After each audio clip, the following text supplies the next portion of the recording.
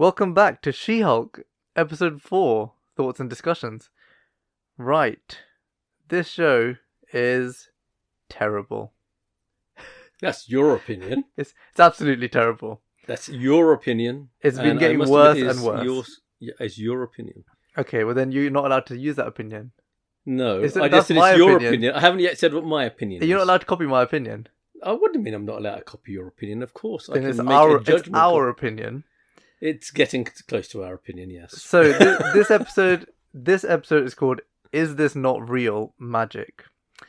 And I'll read a short description of the episode to everyone, just in case you haven't seen it, and that's the spoilers warning for you. So let's go. Donny Blaze, a magician who was expelled from Kamar-Taj for unethical use of his powers, sends an audience member named Madison. That's Synn, to another dimension where she makes a deal with a demon before being transported to Wong's home in Kamar-Taj. Wong approaches Walters and asks for her help in making an example of Donny Blaze so that people like him will not be able to misuse the mystic arts.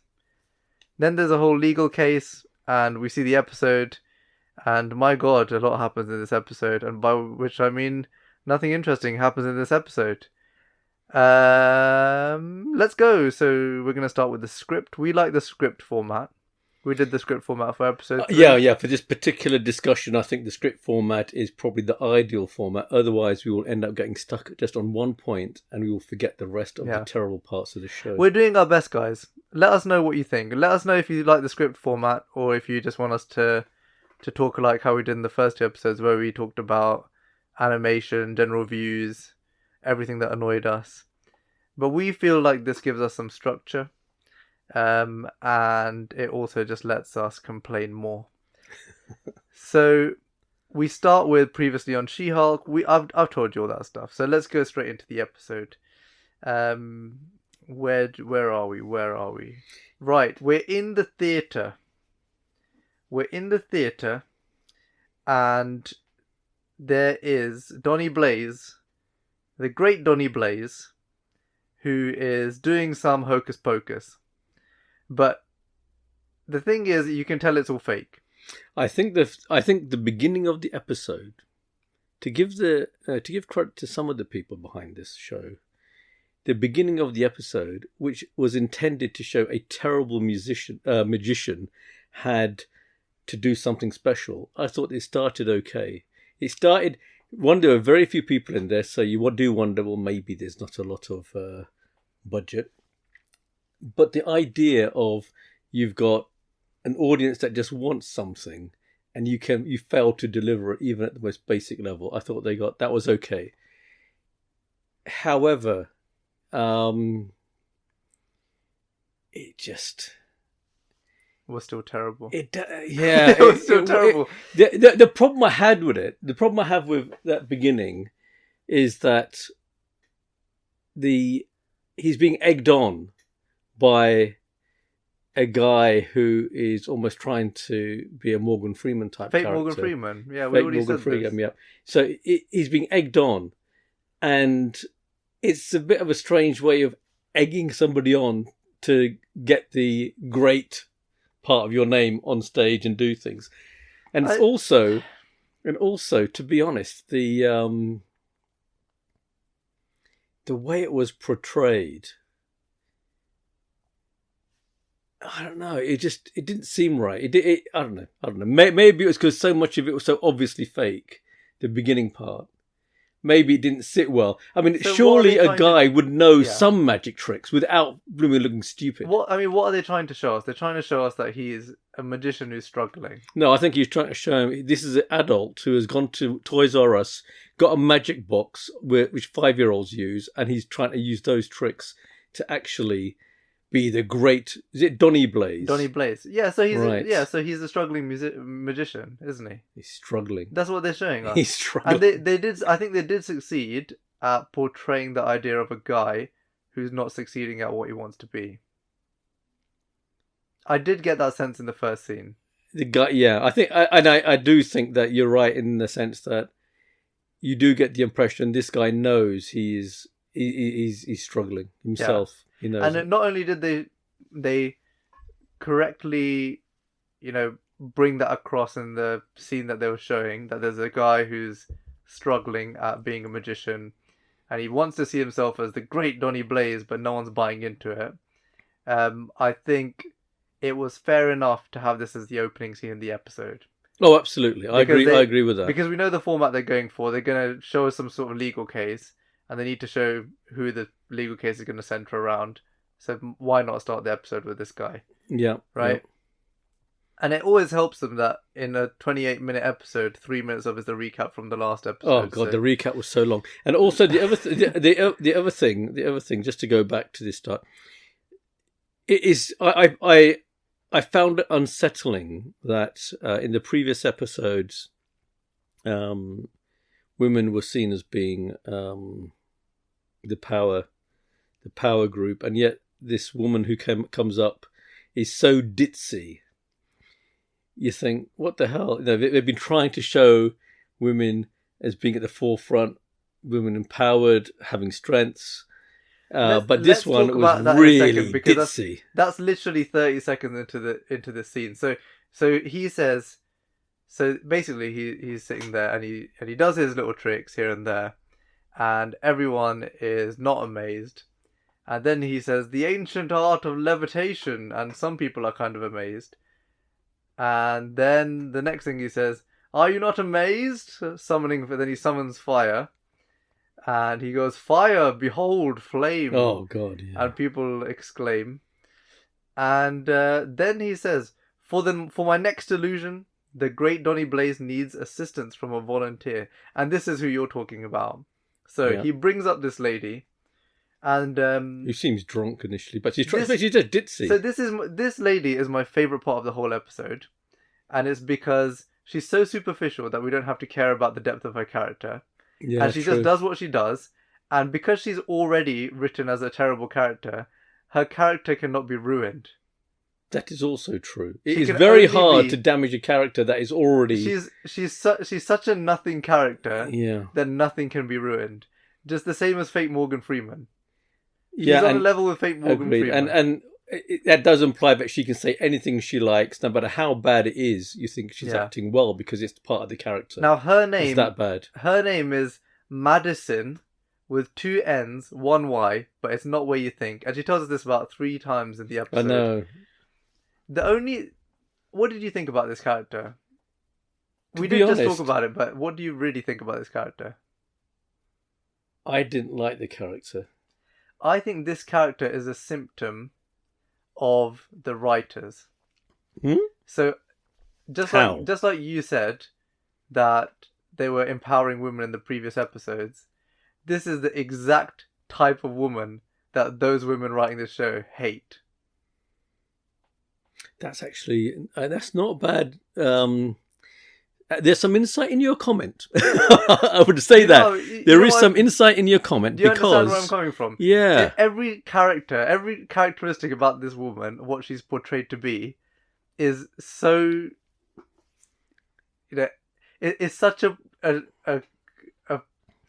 portrayal of what we anticipate those writers are like, which is,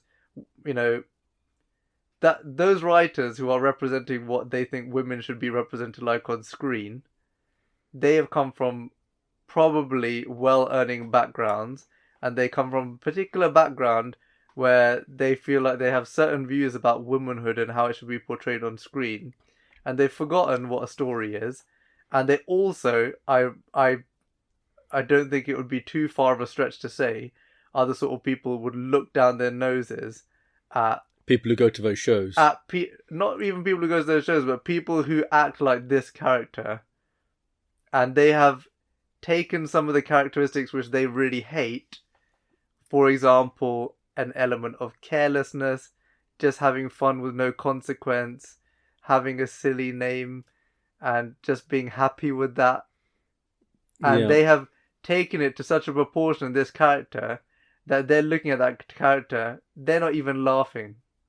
But they're just trying to make a point that this is such a stupid character and such a stupid woman.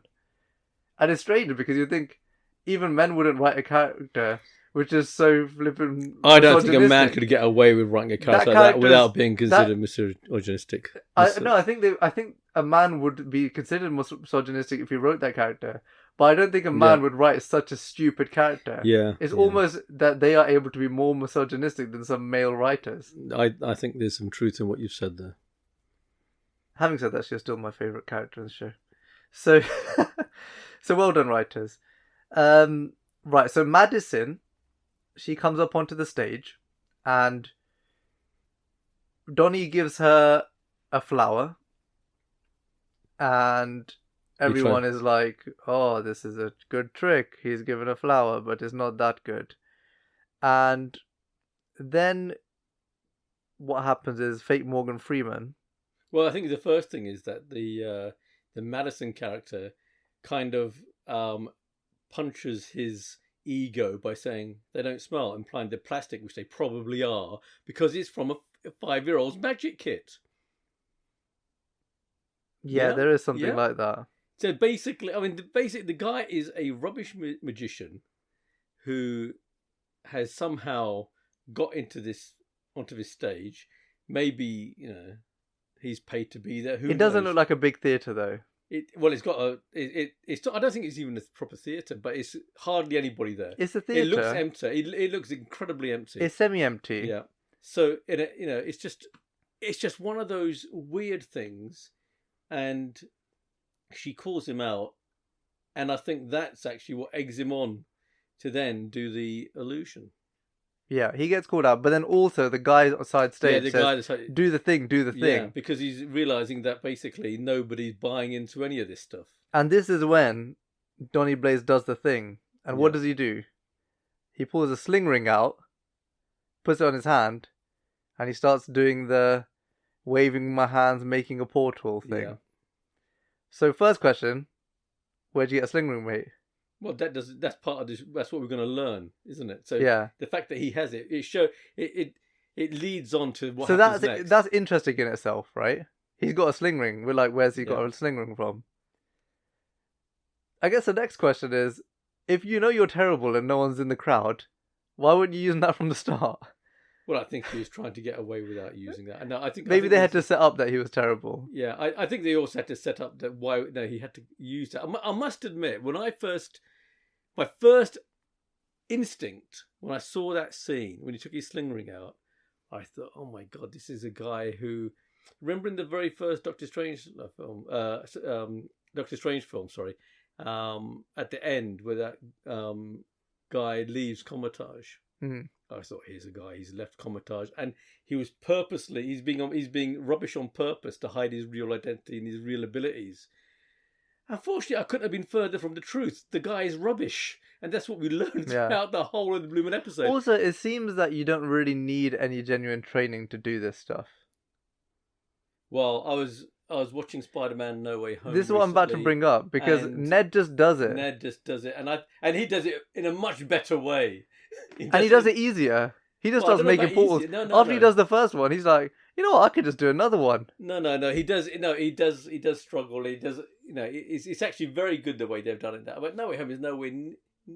That's in a different league. That's so high up and so brilliant. But Ned, we know what the purpose of the Ned bit is because they need to bring the Spider-Mans together, and that was cool. Which is cool. But and he's searching for Peter Parker though. The way they did it is brilliant writing. Here, it's just being done, and I thought I genuinely thought, wow, they're going to have a character here who is pretending to be bad because he's good, and now he's having to demonstrate that he's good. And then the whole thing just flops, man. I mean, so he's actually not good at this thing. He's not good at anything. So this is the deal. So, and this is why we have to be a bit careful, because Marvel will always try and get away with some of their writing. And in Spider-Man, Ned says, "I just want to see Peter. I just want Peter to come." Yeah. So he does the sling ring, and yes, he finds the 2 alternative Peters, right? That's right. But it begs the question, when this guy's opening a portal, is he thinking, open the demon dimension? Well, it's not a demon dimension initially.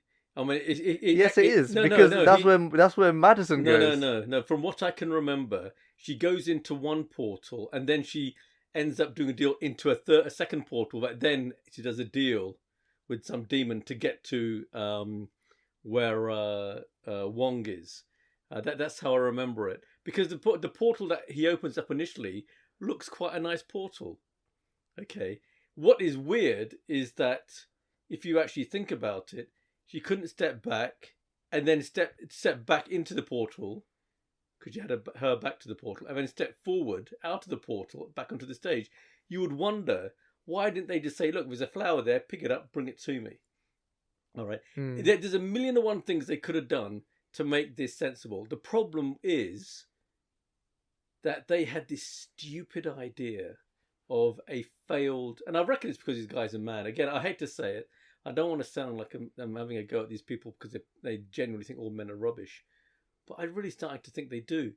If that was a woman magician, I reckon the story would have been, wow, person steps into a portal, into a different world, comes back with a flower, and then it's like Wong saying, I need to get this person's sling ring because she's been removed from Kamar-Taj and she's abusing her learning. She would be unlimitedly. She would have unlimited power. If it was a woman. Without the sling ring, yes. If these writers, with the sling ring. If these writers wrote, an episode where a female character was this Donnie Blaze character, she would have instant power. Oh, it's a bit like the Loki. She wouldn't be a bad situation, isn't it? She wouldn't be bad at magic. No, she wouldn't.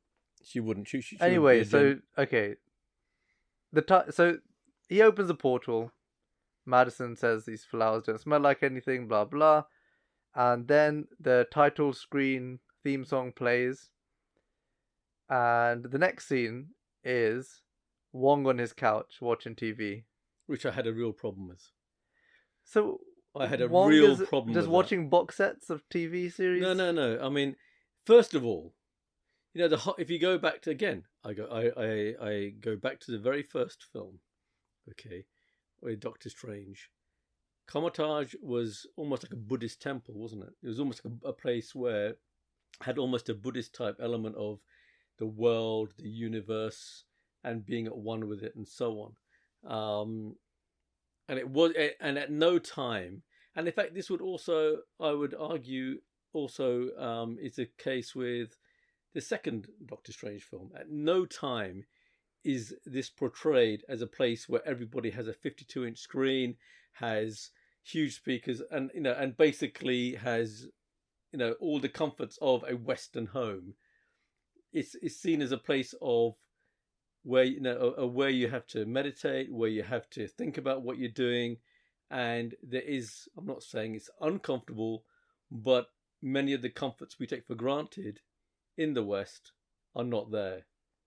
Okay, maybe that's part of the journey of actually sort of losing these sort of connections. It's a bit like with Buddhism, isn't it? Whether you talk about with certain Eastern religions, where you talk about losing, you got to lose some of these ties that you have with material goods.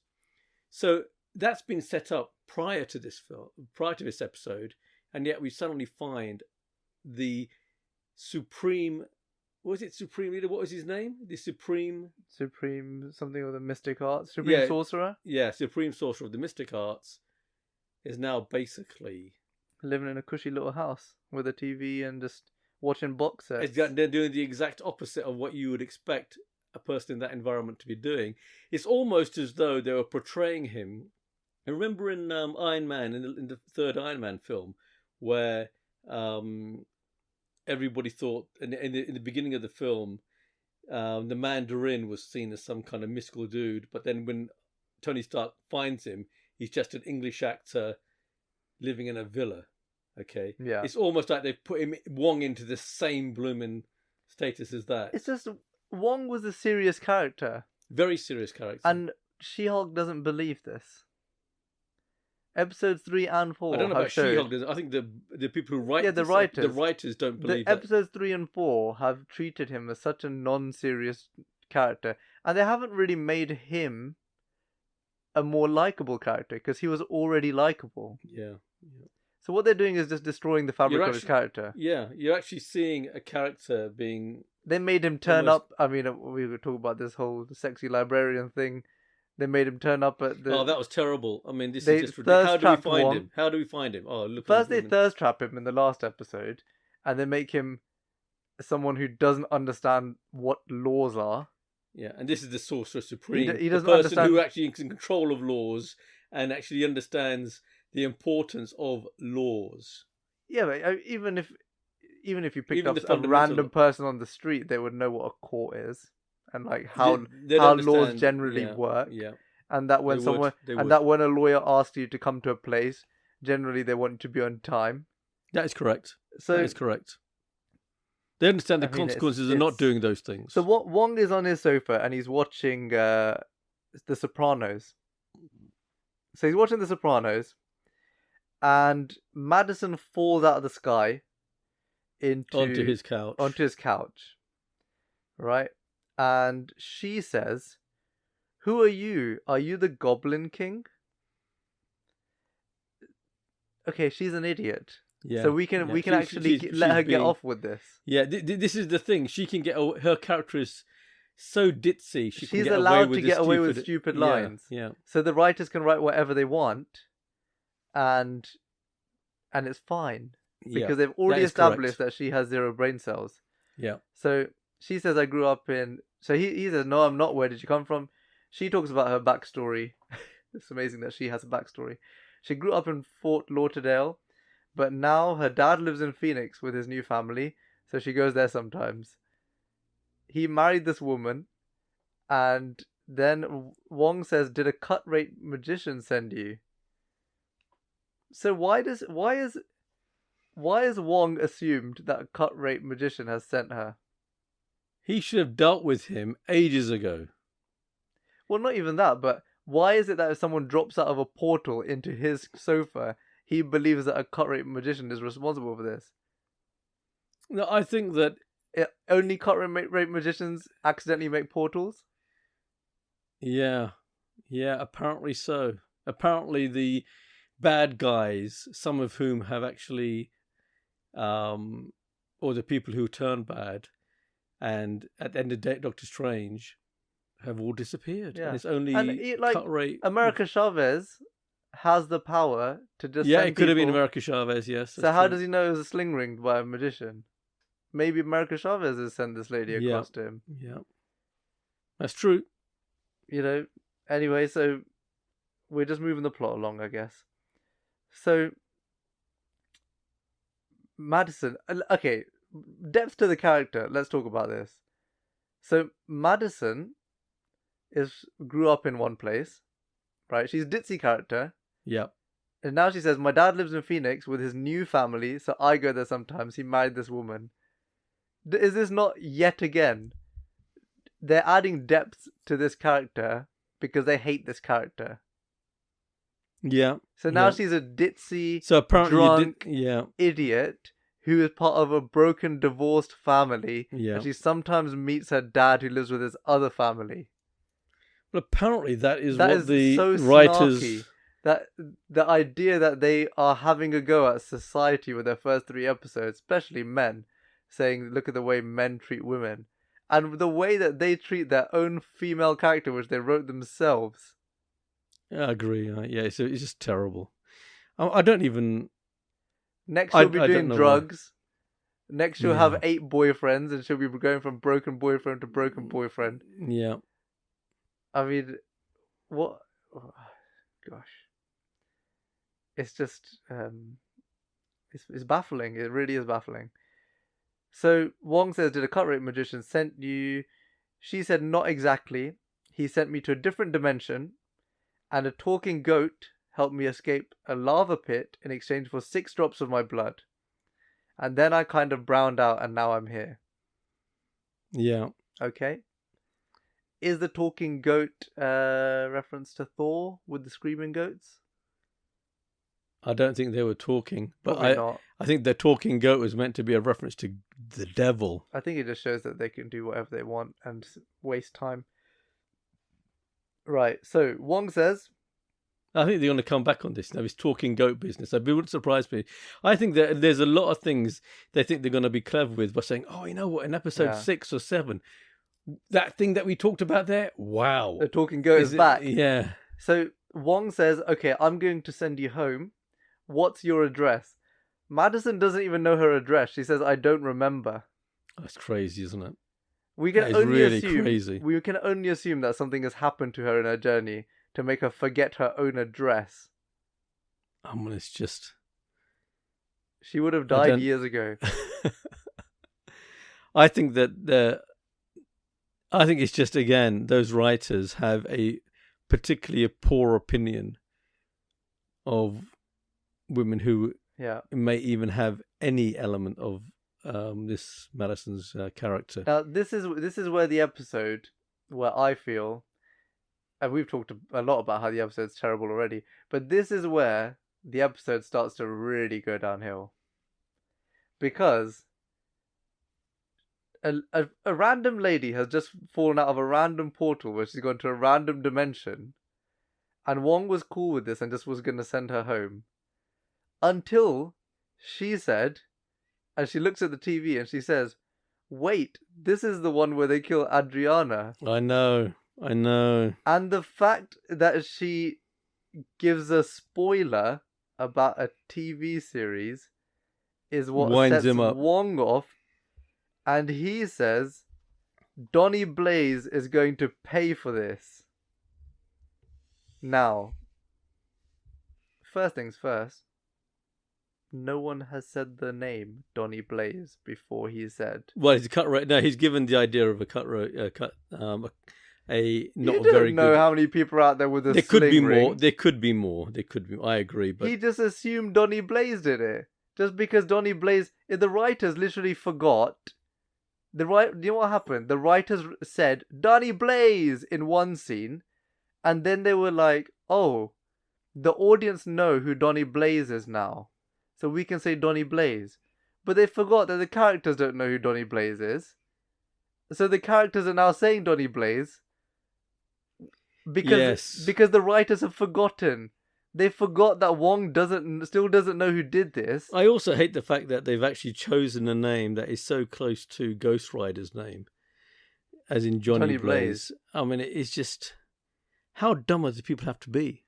Can you not come up with a name that is completely off kilter in such a way that you know it isn't associated with any of the existing Marvel heroes? But even that's not what's annoying me. What's annoying me is they cannot write properly. Well, we know that. They are writing a story and they are literally forgetting what the characters know in the story. They only care about what the audience knows and what they're telling the audience. So they say, here's a magician called Donnie Blaze. He sent this lady called Madison to a different dimension. Madison falls in front of Wong. We want Wong and Donnie Blaze to be against each other.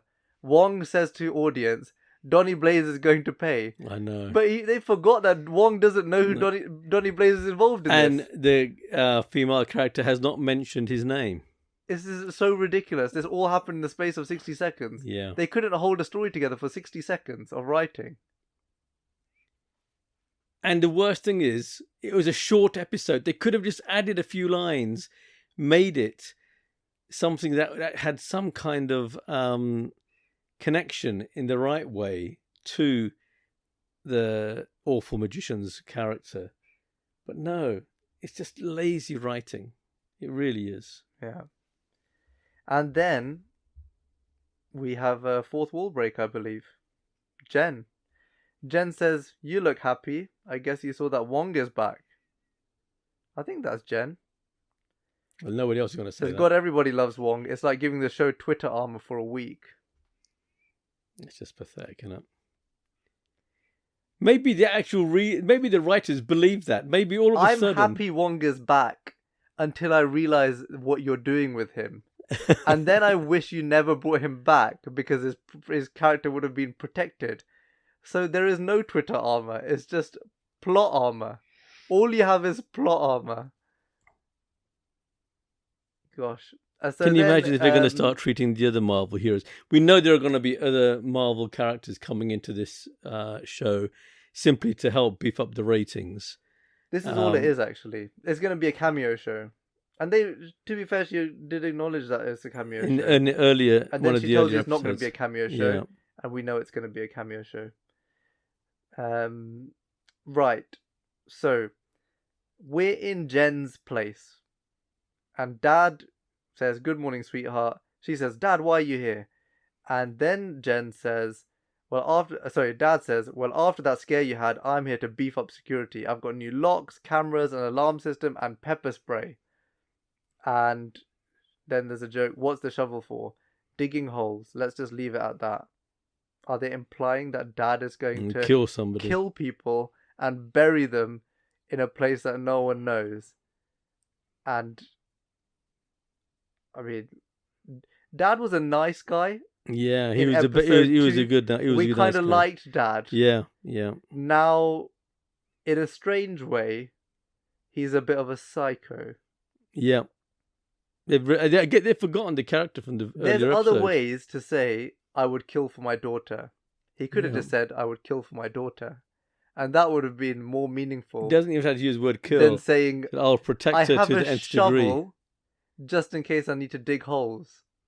Not That's even a bit too menacing. That's also implying that it's almost like, he's gonna, anyone that comes near is gonna be attacked, and I mean it could be the postman. Who's to say it's somebody? It's just terrible. It's terrible. Jen says, "I don't need to do any of this," because obviously Jen's And just she's gonna be like pretending that. again to call the police and all Yeah. that kind of stuff as well. It would have been nice if I know Jen saying, "I don't need to do any of this," but it would have been nice if they'd written something like, "I appreciate what you're doing, but I'll be fine." Would have just been nicer, because he is actually trying to protect her after this whole thing of being attacked in an alleyway. And he says, "My daughter gets attacked by 4 men and I'm supposed to do nothing." And she just says, "Your daughter's a Hulk. I'm gonna be fine." So it would have been nice, I think, if she had acknowledged that Dad is just concerned and he's gone a bit overboard. But also, you can understand where he's coming from, bar the shovels and that comment, rather than just dismissing all of his ideas about how to protect her, like putting locks on the door, I think these writers putting cameras in place, because she's a lawyer. And one of the things that has irked me about this show is that she's, as a lawyer, she's very happy to take the law into her own hands. But she's constantly reminding people that things are against the law. So she's been attacked in there's an other alleyway, and she didn't file a police report. Yeah. And the worst thing is she says they wouldn't have done anything anyway, which is really bad. That is so I mean, I can't tell you how I really did not like that, because there's this kind of thing that the police are rubbish. Police cannot be trusted. Yeah. And it's not necessarily, I'm not saying it's in the show, but it's a sort of thing you see, this malaise about the police.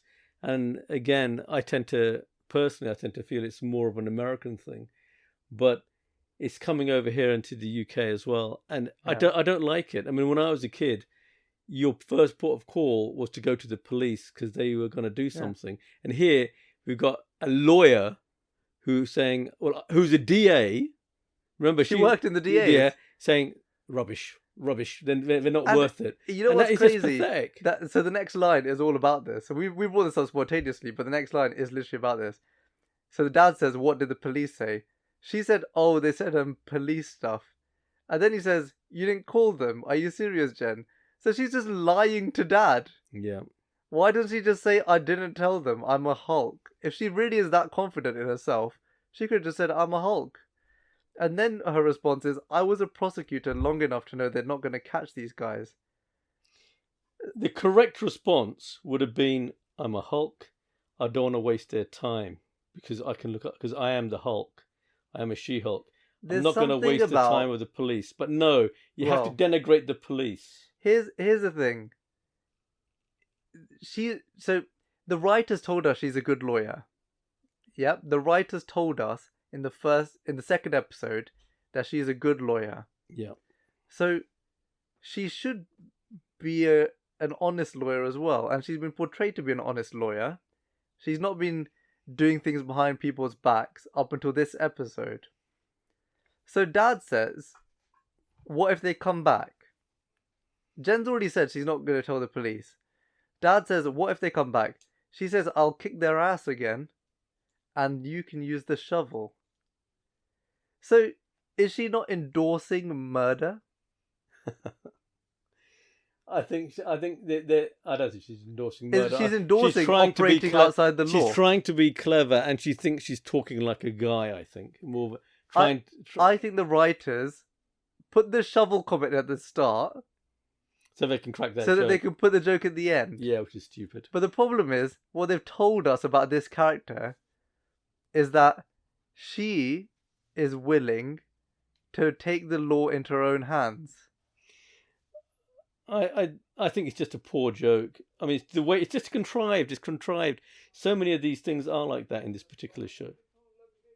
So the main issue is that the main issue I have is every time they write something, they have the opportunity to tell us something. And we have to take whatever they write about that character, how that character is speaking, what they're saying. Mm-hmm. Those words matter. Agreed. So when you crack a joke like this, where she's, even if it's a joke where she's talking about, oh yeah, I'll just kill them and you can hide the bodies, it's a bit strange that it's she a would do something complacency like that's that. quite bad. And but having said that, you would have thought they would come up with a better. They don't need to be so contrived in their approach to this. You know, is the writing the way it is because they've been told you've only got 20 minutes to do the whole episode, or 23 minutes or whatever it is? Are they constrained? Because that in itself is a little weird. If one thinks about the whole streaming platform environment, the whole idea of getting away from TV is that you aren't constrained like that. That's why you have longer episodes. That's why you can explore a character properly in a single episode on a streaming platform, whereas on a TV series, you would find that exploration would take more episodes. Yeah, and there's a pace.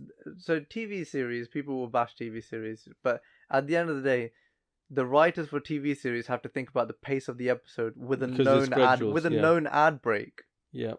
So you have to think, yes, we have to write the episode, but we have to make the first half of the episode interesting enough that people stay on for the second half of the episode. That's correct. Whereas these guys can just write a full episode. And they don't have those constraints. They can do a pacing of the episode as they like. That's correct. And that is helpful because they can tell a story at their own pace. And they can tell each part of the story at its own length of story that's correct for them. Maybe they haven't realised they can do these things. I don't think they have. I really don't think they have. And, I'm hoping in the future that they go more like Only Murders in the Building is a good example. That's a great series. Those episode lengths change by a lot more than these guys. But each episode, I mean, that's a Disney production, and it was Hulu the writing. Before. It was Hulu. Was it? I don't think so. But it was Hulu. Episode season 1 was Hulu. Really? So it was brought over onto Star. It was brought on, yeah, because it was big. They won a Golden Globe or something. Yeah, but the writing there is just fantastic, and the way the characters. Maybe they won an Emmy. The way the characters are built up is fantastic. I don't even see how these guys can get into that league. They're nowhere near. They're nowhere near that league. They're so complacent. Yeah, and they shouldn't be rewarded for their complacency. And also, there's another element of this. There needs to be some element of deprecation, because that is a human quality, and She-Hulk has none of that. And in fact, they paint her as perfect. Yeah, and they also paint her knowledge. She thinks she's perfect. Even her friend is like that. So it's almost as though her friend believes that she is perfect. Yeah, which is, but also believes that she's not perfect, because the thing is, She-Hulk is portrayed as perfect. Jen Walters is not portrayed as perfect. But Jen Walters is so confident in herself that she can do whatever she wants. And oddly, in the show, everything that she sets her mind to, she just does. No. But in this particular show, they. We'll start talking about things. We haven't got to the point that really I got upset by. Let's keep going. So then we are seeing her interview on the TV, and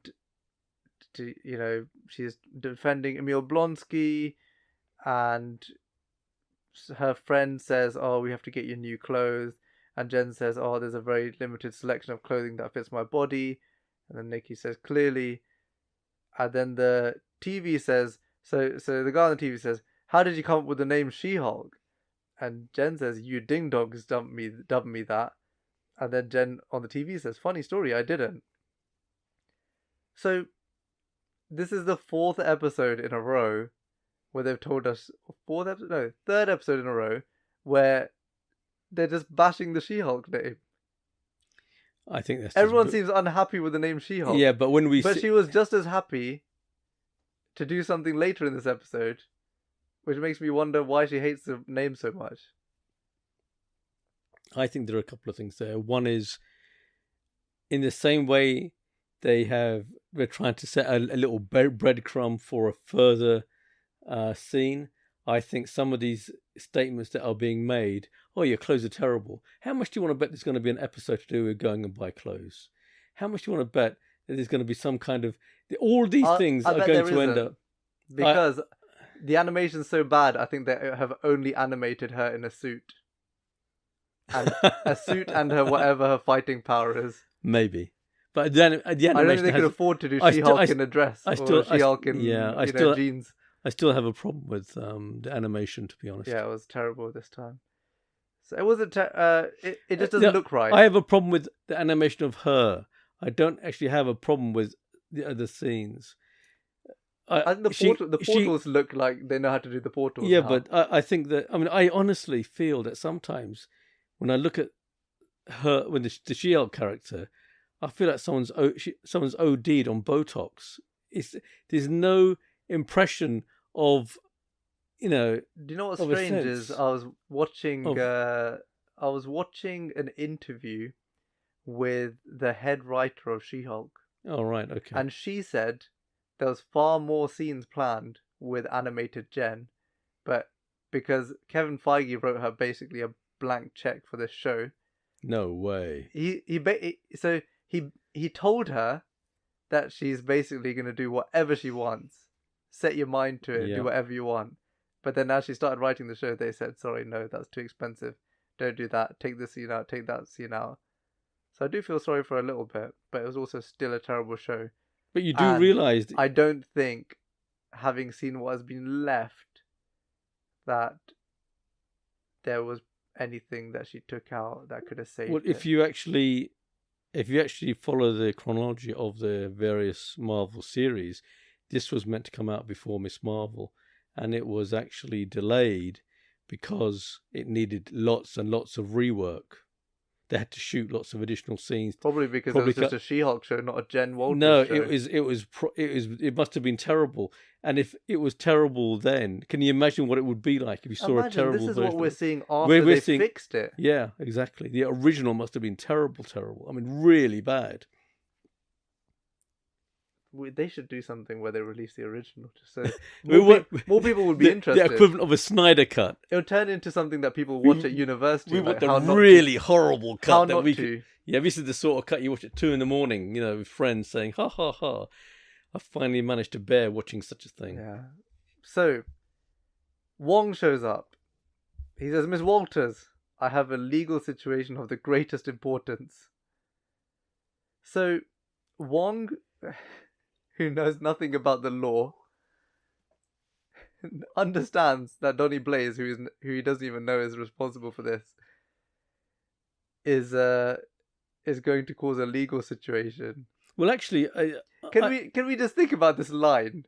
Wong shows up. Wong, who literally didn't understand how the law worked in the previous episode, he shows up, and because the writers have no respect for the audience, they write the line that comes out of his mouth, "Miss Walters, I have a legal situation of the greatest importance. I know, it's just crazy, isn't it? Why can't he just say, I need your help? I know. Don't we I think know. that she's either going to say, I'm going to beat someone up, or I'm going to help you in my capacity as a lawyer? I must admit. Why would you say to a lawyer, I have a legal situation of greatest importance? When you call the plumber, do you say, I have a plumbing situation that needs addressing? If he was talking to a guy, he would never have said that line. It's not even that. I don't think he would have said that line. It's just no respect for the audience. Do you call the police and say, I have a police matter which needs to be investigated? Maybe that's their way of showing him to be not quite American. No, they're trying to show that he is stupid, but they're also admitting that they believe their own audience is stupid. I think they're trying to have to headline the issue, that scene with this line. I think it's just... I'm pretty sure 99.999% of people, barring Madison, the character they wrote, would understand if Wong turned up in a law office in front of a lawyer and said, I need your help. I know. You know, that it would be a legal matter. Agreed. I agree with you. But you know what the work crazy thing?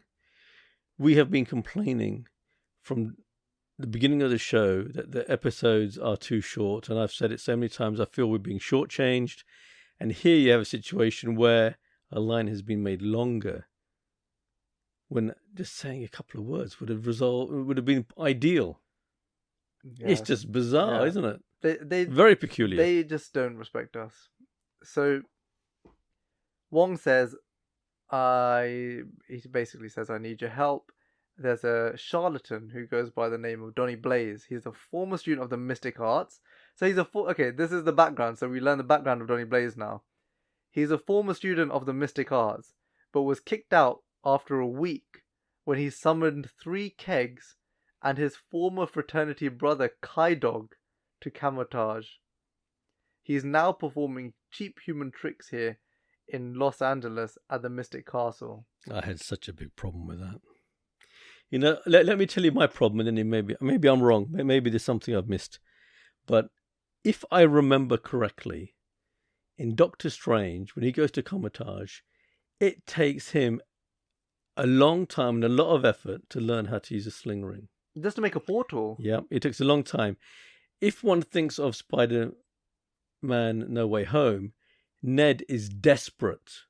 It's the desperation that actually enables him to sort of use the actual ring. Also, they explain it. There's another reason Ned gets away with this, because they explain it in his family history. Really? There's something about Spider-Man. You can correct me later if we figure this out, but I'm pretty sure there's something about Ned mentions in the film that there is some sort of family history of magicians in his that he has. All right, okay. There's also the other scene in Spider-Man No Hand when they touch fingers or whatever and it sparks, and he's wondering, well, how did that happen? So there's something innate going on there. There's something going on there that they've explained. Now, here we're talking about a guy who is basically useless at magic and doesn't appear to be a particularly clever person, turning up at Camotage and doing in 1 week what Doctor Strange, who becomes the Sorcerer Supreme because he's so fantastic and is a brilliant surgeon and has incredibly intelligent and has lots of wider knowledge as well, struggles to do in quite a long period. Let's. It's not only that. Doctor Strange took time just to make a little circle, make a little portal. Yeah. Wong says, Donnie has been using our secret teachings in his shows, sending volunteers into other realms for casual fun, but he barely has a grasp of the basics of interdimensional portaling. I feel like interdimensional portaling shouldn't be something that's addressed in the first week of Camotage school. Of course not. Of course not. I mean, you would think it's going to be get from A to B within your own universe, within your own planet, maybe get from, in your own building. In fact, actually, that if I remember correctly, that's what Strange does, isn't he? In the first film, he uses the sling ring to enable him to get books from the library. Yeah, he's not going to different dimensions. He's not. The dimension business is a completely different level of magic and level of learning. And it's just, I mean, the whole thing is just, it's written by people who don't understand those particular strands of history that these characters have. This, yeah. So the writer's not thinking again. Why do you have to write that he was kicked out after a week? If you're going to explain that he has the powers... And because he had a fraternity party or whatever it was. I mean, just say he's kicked out. You don't have to give all the reasoning. But again, I think it's just a whole way of sort of showing this character to be useless. Yeah, he's a useless character, but he's also powerful enough that he can send beings to different dimensions. Which obviously is nuts. Maybe he is the big... with the ability to learn that in a week, he may be more powerful than Doctor Strange. Well, this is going back to my first thing. If only he'd stay in school. This is going back to my first point. I think it would have been really good if he was a brilliant magician who was pretending to be rubbish, and his and using a sling ring needed to be done in order to keep people coming to the show to make money, and he didn't overdo it. And he didn't want to do it, and he's trying to restrain it, and it just goes bad. Yeah.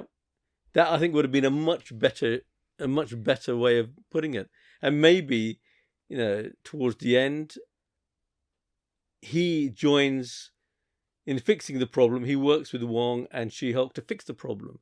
But no thought given to sensible storylines, because they just want to show people being stupid. Yeah. It's just crazy, really. And at the same time, you mentioned this off air, but I think this is probably an appropriate time to bring this up. If you get kicked out of Kamar-Taj, do you get to keep your sling ring? Sling ring, yeah. What the hell is all that about? It's just so stupid. How has he kept it? Why is everyone walking around with sling rings? And we got loads of people who've failed at Kamar-Taj who've got sling rings in the pocket. I mean, bloomin' hell. And it's something that is so often used to stop Doctor Strange being able to do stuff. Yeah, to do anything, yeah. We nicked his sling ring, he's helpless now. Yeah, exactly. And why are people just walking around with these powerful objects? Yeah, I mean, again, going back to the Spider-Man No Way Home scenario, Spider-Man actually takes the sling ring away to keep him in the dimension that he's in. If you have been kicked out of Kamar-Taj because you were summoning things which you weren't supposed to summon, and you also brought in someone who wasn't trusted in that area, you would think they would say, we don't trust you with a sling ring anymore, rather than just kicking you out after a week and letting you keep what is dangerous. Can you imagine being in the army and being a terrible... Keep your gun. Keep your weapons. Keep, that tank that you drove into a Jeep, oh, you know what, just keep it. That bazooka, oh, don't worry, you can keep it. It's just pathetic. It's just so silly. Keep your guns, guys. Right. Then Wong says, and this line, it makes sense. Wong would say something like this. Serious Wong would say something like this. But because of now how they've done this episode, Serious Wong says this, and it destroys the whole point of the episode. Okay, go on. Wong says, practicing the mystic arts without proper training not only endangers people, it risks untangling the material and astral planes. And Jen agrees, she says, completely. So why are we fighting a legal battle about this? Surely this supersedes the American legal system. Yeah. I mean, obviously if the world and universe and all dimensions are in danger... What the hell are you going through Why are you going through the legal process? It's just so silly. You are Sorcerer Supreme. You do not need the approval of the American justice system to take a sling ring away from someone. And the crazy thing is, if they just took the ring away from him, they could leave him as is and he can continue doing whatever he wants to do. He can do exactly. Yeah, he can continue. He has no power without the sling ring. Yeah. It's the fact that he's got a sling ring and they're not willing to deal with it. And again, I think it would have been a really good episode if they actually took that line of now we've got a fight between a guy's trying to retain his sling ring and two people are trying to get it off him. I think that could have been quite an interesting sort of But why Okay. would And maybe the Wong special effects go might have to been too Jen? expensive. Why would Wong go to Jen if he knows he is more powerful than her? Why did he turn up on his own? Why wouldn't the other people with him? I mean, he doesn't need anyone. No, He's but- Sorcerer Supreme, but he should go straight to Donny Blaze and take the sling ring away. Or at least Why have did somebody he with think him, I yeah. need to go to Jen? I must call upon this lawyer who called me once and thirst trapped me into her office with a sexy Yeah, I library know, pick? I know. Why would I go to her when I know the solution is to get the sling ring away from someone? I am happy to break people out of prison for underground fight clubs. In fact, What- wasn't there a scene at the end of Doctor Strange, the film, where the guy who leaves Comatage goes to New York, and there's a guy there who's using his powers to maintain his body, That's it, yeah. and he then kills the him. guy, no, he doesn't kill him. I don't think he actually removes the powers that then leaves the guy as a disabled, Crippled, as yeah. a crippled person. Yeah. And it's like, if that is the approach that they take, good, bad, or indifferent, why the hell didn't he just take the sling ring? I mean, he's just, and there should have been 2 or 3 people there. I mean, I think that maybe there was this element of, oh my God, we got no budget for special effects. But that they had special effects for sling rings. They had plenty of special effects later on. So that's not really an example. That's not really an excuse. I think it's just a contrived episode that they suddenly realized. It's so contrived. It's so contrived that they suddenly realized, you know what? We could do this in 5 minutes, but we need the 15 There's minutes no of thought thing. process. Wong And is actually, sitting where there, the filler someone is terrible falls- as well. The but- filler of this episode is awful. I will talk about that. But Wong, but the idea Wong is, I mean, Wong is sitting at home watching TV. Madison falls out of a portal. He goes, "Must be Donny Blaze," and then he says, "I gotta call Jen. Oh no. The world's at risk. The astral planes are What falling would have been apart. interesting? Time to call Jen. What would have been Who interesting? are you gonna is call? the Not Johnny- Ghostbusters. I think. Yeah, I know. You're gonna But- call Jen. But I think what would have been really interesting is the Donny Blaze character asking She-Hulk to defend him. See, that is an interesting thing. It's my ring. He can't take my ring. Yeah, that's theft. And That's far I more think, interesting. I think it would have been really interesting because then She-Hulk would be fighting Wong. Yeah. And I think that would have been a really interesting episode. So there are many aspects of this episode that could have been really interesting. And if you think about it, they've lined up all these wonderful scenarios and chosen the most stupid. And that most stupid path is driven by their vision of what people are. The problem is the same problem Marvel has with all this stuff. Whenever there's something to be at stake, they put the universe at stake. I know, there's no need for that. They can't, like, the stakes can Yeah. be lower than that, guys. You don't need to always say the universe is know. at stake. Why would you write that Wong says the astral planes are all unraveling? Why would you write something like that? Why don't you just make the stakes a little bit lower? She-Hulk is a self-contained show about a woman who wants to be a lawyer. She just wants to fight some legal cases here and there. Stop putting the universe at risk every time you need I to write know. a story. It is bizarre, isn't it?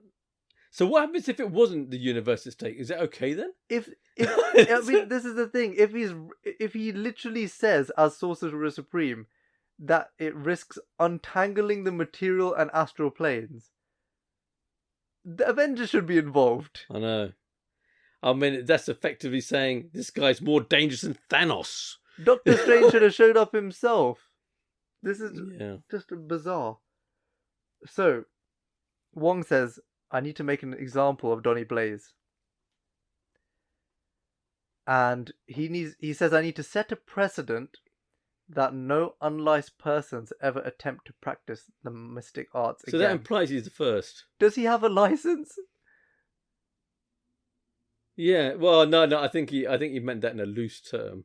I think he Like, means No, unless it- I it- approve of it. No, he didn't. No, I think it is. I think he goes even further than that. I think he just means that you got to respect it, and that doesn't just the fact that you've learnt something doesn't give you a license to actually start using it. No, he In means that sense. unlicensed. He means they need approval from me to practice magic. Well, maybe I didn't quite read like that, but it could be. It could be. And when we see Having said that, I was seeing and so when we many see plot X-Men, holes. I hope he shows up and says that to Jean Grey, that I didn't give you permission to do this stuff. I don't think. I don't. I don't know. I don't know. All these clashes of different different characters is going to be interesting. All these lines are going to come back to haunt them, because everybody and their dog is going to point out the sheer stupidity of this stuff. Yeah. And here's the next thing. Jen says this might be pretty straightforward. What the hell? He just said The universe is at he said stake. the universe is at stake, and she said this might be pretty straightforward. Well, actually, to be quite honest, when she said that, I personally would have agreed with Wong. That means we beat the guy up and get the sling ring off him. But no, that's not what she means. And then she says, "Did Mr. Blaze sign an NDA or a non-compete?" God, yeah. I think there's actually just before that, one of the things that She-Hulk does is she gets a notebook out and a pencil, because she has to look learned and look like a lawyer who's taking notes. And it's like, hold it, where the hell is the other paralegal? Why isn't that person taking the notes? Where is the dictaphone machine? Where is all the stuff that you would normally associate with taking notes and also having a deep interest in what you're having to deal with? I forget Absolutely that. zero. The fact that she doesn't even know the law. Well, Do you know that if you have an NDA or non-compete, if let's say you goes to a firm yeah, and they train you yeah. and they say sign this NDA or this non-compete, does that stop you using the skills that you learned at that firm? No, but you can get sued. No, it stops you from competing against them. No. I'll give you an example. You can't.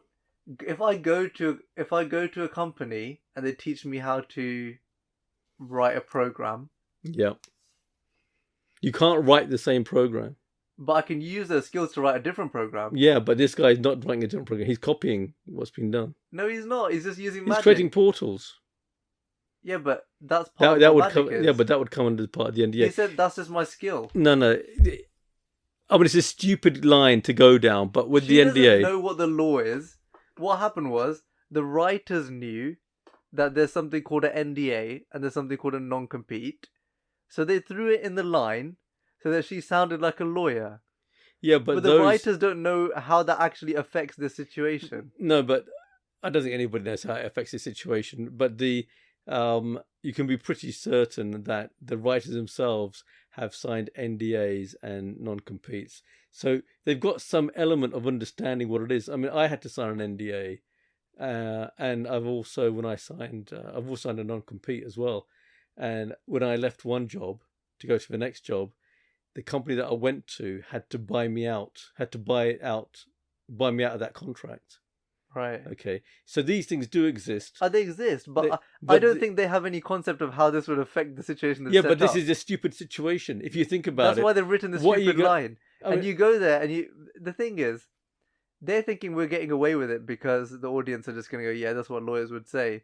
But why didn't they just have a legal expert on the team when they were writing a lawyer show? God, yeah. But I think the problem with that is there's an implication you've got somebody on there who is maybe quite intelligent and can see through rubbish, and that person would probably point to plot holes that just are so foolish. So it's almost like you don't want someone on the team who might say what you're doing is wrong. Yeah. Yeah. And then Jen says, this is another thing. It's like Jen doesn't know who she's talking to. But she does know who she's talking to. She knows that Wong knows nothing about the law, even though he somehow knew that this is from the illegal. episode, yeah, from the episode. Even though he with, knew that this is a legal in the early issue and came episode, to yeah. her. She knows he knows nothing about the law. That's So correct. why is she asking questions like, has he signed an NDA or a non-compete? Was there a contract when he began training? You know yeah, exactly. Did you get it in writing? It's just so stupid. I mean, they know that that's She knows none whole of that thing stuff's doesn't going to exist. happen. Yeah, exactly. I think she could have asked. She can ask, "Did you have anything in writing?" I think that's fair enough. But asking things like, "Did you make him sign an NDA?" Yeah, I know, it's stupid. And also, even if you did sign an NDA, it'd be from a different country, different legal system. The whole thing Exactly. becomes irrelevant. So Wong says, Miss Walters, we answer to a higher power that abides by the metaphysical laws of the time-space continuum. And, Oh God, yeah. and Jen says, sure, but this is the American legal system. Which then begs the question again: why, if he has acknowledged that he is answering to a higher power, why is he so happy Why is he to doing do that? everything via the law? I know. And if it's that big a deal, what the hell are you doing? It's just stupid. I mean, the whole thing is just naive. Jen says, he literally told Jen, there's something more important going on here than the law, and even she didn't recognize it. She said, yeah, but the law though. I know. But this is again, this is the character who a scene ago said she was willing to kill someone and not go to the police. I know. Oh God, yes, that's true. That's very true. I must admit, I didn't quite spot the stupidity of that. So she says, no judge is going to take this seriously unless we do things by the book. And then Wong says, oh, the Book of Vishanti. The Book of Vishanti was destroyed in Doctor Strange 2, which preceded this whole show. Did Wong forget that the book was destroyed? I'm not too sure. I think this was meant to happen before Doctor Strange well, they should have released it before Doctor Strange then. I know, but if they couldn't, because it's so bad, they had to redo it. They should have just cut that one line out. Yes, they should have. They've had 5 months, but they're 4 months to figure that out. But they're trying to write a joke, and it's probably the only. And the problem is, in this whole series of have there been any jokes that have laugh out loud? No, there haven't been any. So it's the few crumbs of comfort they have with whatever silly line they've come up with. They could have picked any name. Yeah, they could have picked any name. They could have picked any fancy name, and we would have said that's probably a fancy magical book. It's laziness again. But they picked the one that was actually a thing that something happened to. Yeah. They could. Yeah, they could have. Yes, agreed. So stupid writers. Lazy writers, extremely lazy writing. Really lazy writing. And then Jen says, no, it's not the Book of Vishanti, it's the Book of American Laws. So the lawyer thinks that the Book of American Laws is called the Book of American Laws. I know. I was going to say that. You know. Sorry, what? Everyone in the show is simultaneously the smartest and dumbest person in the room. That's true. Yeah, that is a particularly good description of what they're like. I mean, they should have said something like the Book of Torts or something like that, you know, as we have in the UK. But no, apparently there's a single book of American laws. It's called the Book of American Laws. I don't know what the book is called. Yeah, Jen says, do you want to leave your information with me this time? Because he didn't give her his information last time, even though she was able to tell him when to come to the hearing. So Wong says, okay, yes, that's very good. Cheap human tricks. And that's it. That's the end of the scene. So Wong's happy to just wait on Jen. Knowing that the fate of the universe is at stake. Is at stake, yes. Just get back to me when you can, Jen. Yeah. I'll give you my deets. So then we go to, I think we're in the bar. Now. Oh, God. And she's sitting with her friend. And she's got all these files. And she says, okay, done with Wong's cease and desist. Okay, great. And so now the best friend says, okay, now your dating profile. And this opens up the side story to this episode. Wasn't there something earlier where she created her dating profile? No, it was in the office, wasn't it? It was in the office, wasn't it? She created it in the office before Wong came. Potentially. I think she copied. Yeah. So basically, this is this whole idea of you've got to have a relationship with somebody.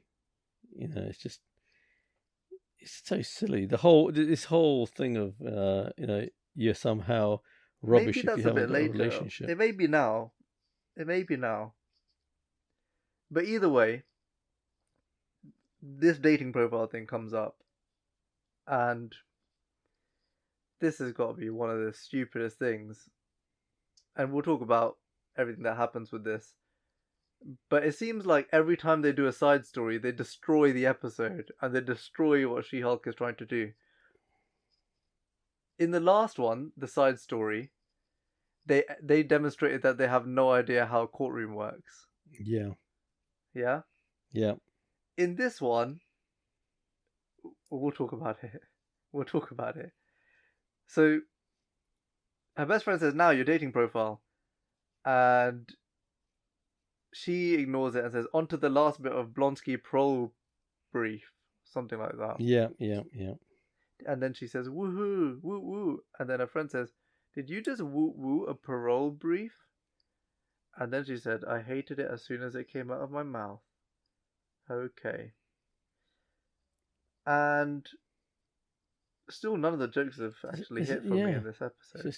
I think I've never seen a show with such a low hit rate on jokes. No, and it's humorless, really. I don't know if they found it funny when they wrote it or if they're just trying to do dry comedy. I think one has to remember that the target audience is what, 12-year-olds and 10-year-olds. I bet they'll argue that it's just everyone. Yeah, but it isn't, is it? Because if it was, they'd actually make it. They'd have scenes that would actually be quite intense to turn it into almost like a 12A. Actually, it must. I bet the target audience is actually mid-30s women. Because now that this dating thing has happened, some of the stuff that happens, I reckon it is single women, they're mid-30s. Okay. Let's go with that. So this is the scene. This is when the man approaches them. Oh God, yeah, I hated this. And he says, this. "Excuse me, ladies, I hate to see two stunning women sitting all alone." Guy was a creep. I think even men would look at that guy as a creep. And one of them says, "Okay, well, there's two of us, so by definition, not alone." Witty comeback. And then he says, "Can I buy you sexy ladies a round of drinks?" And Jen says, "Okay, so we're clearly in the middle of work here." And he says, "When you change your mind, I'll be at the bar." And Jen says, "See, that guy is exactly why I don't date." Now, he was a creep with his acting. He was terrible. He looked terrible. The lines that he said were forward, I admit. But rubbish. When she said we're busy, he did go away. And he did respect their opinion when she said we're busy and we're working. And then she said, "That's why I don't date." What did she want him to do when she said we're busy and we're working? Yeah. She wanted him to continue to harass her? I think it's just a contrived character. It's just a character out of a writer's figment of imagination, a very small figment of imagination, in which I don't even know what planet these writers live on, because I tell you something, that is almost like a character out of some 1960s type show where men just patronized women because they thought they can get away with it. You don't do that now. Okay, it's just stupid. And at the same time, I just have to bring this up because it's just occurred to me. This is the second episode where they have been found working in a bar. Yeah. Now, I'm not a lawyer, and I don't work for a multi-million, maybe billion-dollar organization that deals with superheroes. You don't do your work in bars. Do you take your records to bars? No, you don't. And in fact, do you take Emil Blonsky's records to bars? No, you don't. And in fact, actually, in a lot of places, you wouldn't even be allowed to take that type of paperwork home. You'd have access to it on your computer or something, but you wouldn't be able to take it home. And she had it. It's just stupid. It's not even a question of what country we live in. What time frame do they live in? I know the guy said, "When you change your mind, I'll be at the bar." But if I was him and she said, "We're clearly in the middle of work here," I would say, "Why the hell are you working in the middle of a bar?" You know, there are some What are you doing? there are some jobs, and I'm sure even lawyers come under this. If you do certain things like that, You put your job at risk. exactly. And I actually know somebody who actually lost her job because of a situation where she was in a bar and she went back into the office, and as a result, she got sacked. But it just shows how little these people understand the real world that we live in.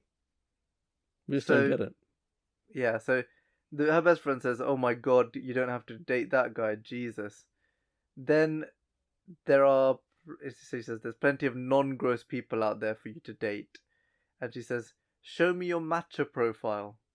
So Matcha is the Marvel cinema, the Marvel version Marvel Universe version of Tinder. Tinder, yeah, it's Tinder.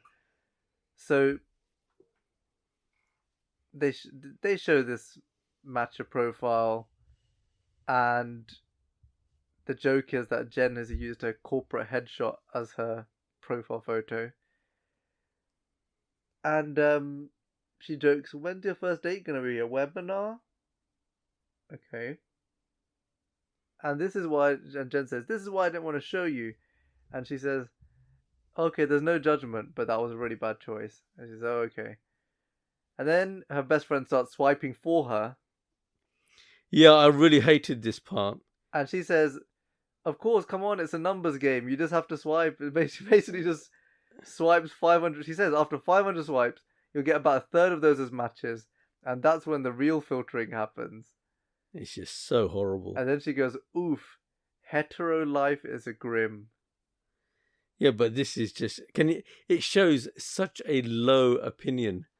And I think they're thinking, well, men do that to women, so women should do it to men. And I'm pretty sure stuff like that goes on where people just swipe for the sake of swiping. But that whole attitude, to be the attitude of somebody who is meant to be one of the heroes or connected to one of the heroes of the show, it's just pathetic. It's absolutely pathetic. But also, I've never met someone who is homosexual who would say hetero life is grim. Even if they're bisexual, I've never met someone who would just make a comment about people who are heterosexual like that. I think they're just trying to demonstrate that they actually even know the term. I think they just want to make a point. This is just a whole... It's not even making a point. They're trying to... This is a whole woke thing. It's just they're trying to be clever. We want to be woke and just show we know about issues. Yeah. But we're not addressing the issues that we're actually talking about in a positive way, in a way that people would understand or care about. We actually are addressing them in a way that people would hate them more. And as if to prove my point, Jen says, "Nikki, you're not helping." I know, it's stupid, isn't it?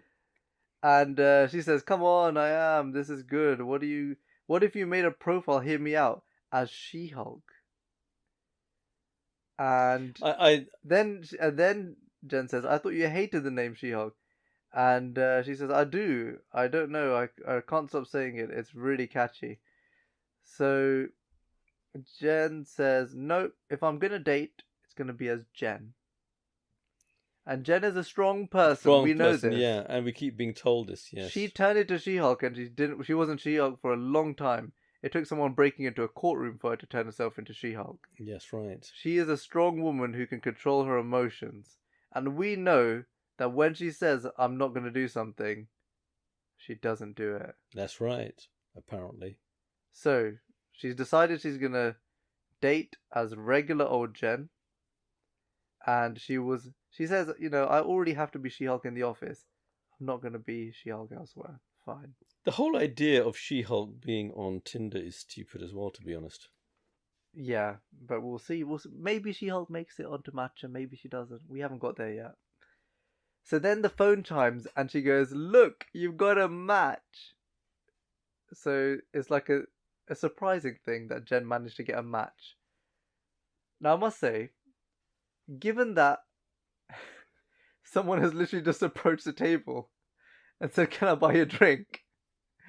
I don't know why they're shocked that she got a single match. You know what? Again, this shows the lack of humour of the people who write this. If it was me writing it,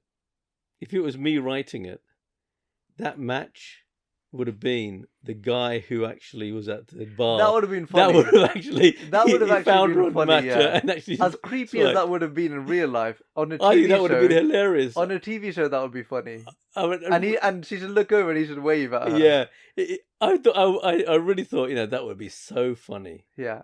But you know what? Because it gives you that rise where you go, oh, she got something, but then be like, oh my Just god, it's that rejected guy. the guy. Yeah, What exactly. an idiot. But these people don't know how to write stuff like They that. don't have to write humour. No, it's not. It's not And in there. they actually set that up and didn't use it. I know, it's just so. And these are people who are setting things up all the blooming time. Yeah. It's not like they're trying to somehow have create art or everything is being set up. It's just it's just the whole thing is trying to mislead but lead.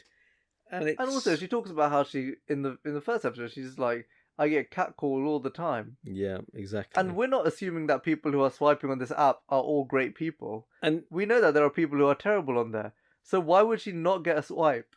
And surely the whole point is that she will get swipes, but she will not get them from good people.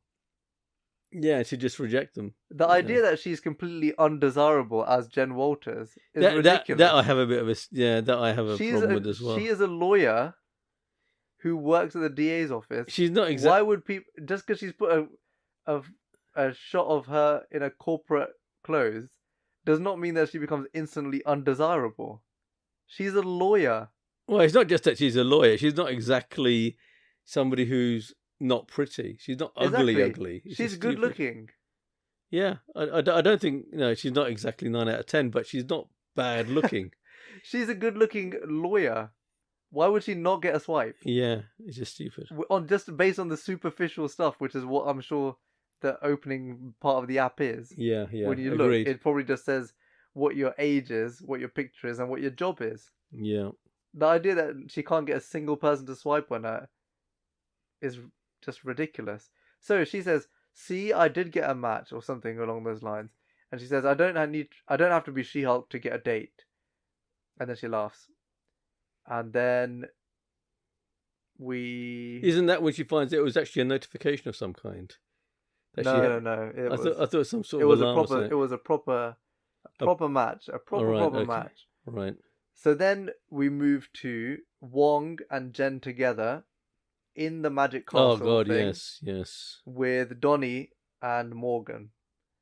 So Donnie and Morgan are sitting on the side of the desk, and is the character actually called Morgan? No, I've just decided. Oh, thank God for that. Right, yeah, okay. So the Morgan clone. The Morgan clone. We can call him Borgen because he's like the B-rated version of Morgan. Well, fair enough. We'll call him Borgen. Well, no, we can't call him Borgen because Borgen was actually a great series in Denmark. Yeah, a Danish series, fantastic series. Actually, okay, we'll call him Morgan. We'll call him Morgan the clone. I mean, the actor was fine. Yeah, let's call him Morgan. It's fine. We know who we're talking about. Yeah. And yes, they are in this office, and Jen She-Hulk is now trying to serve them with a cease and desist. Yeah, so she says this is an official warning to cease all practices of mystic arts. And they say, absurd, you can't own magic. Yeah, you can't own magic. And you can't trademark a spirit, register a soul, copyright art. And Jen says you can copyright art. Yes, that's right. And she didn't address the other ones that he brought up. Well, you could probably copyright magic tricks. Can you trademark a spirit or register a soul? I don't know. Maybe you could. I don't know. But what I do know... So they could have just said, yeah, but what about the other ones? And then she'd be stuck. Yeah, but those don't necessarily apply, isn't it? I mean, they're just trying to get her to stop doing a certain trick. But the point...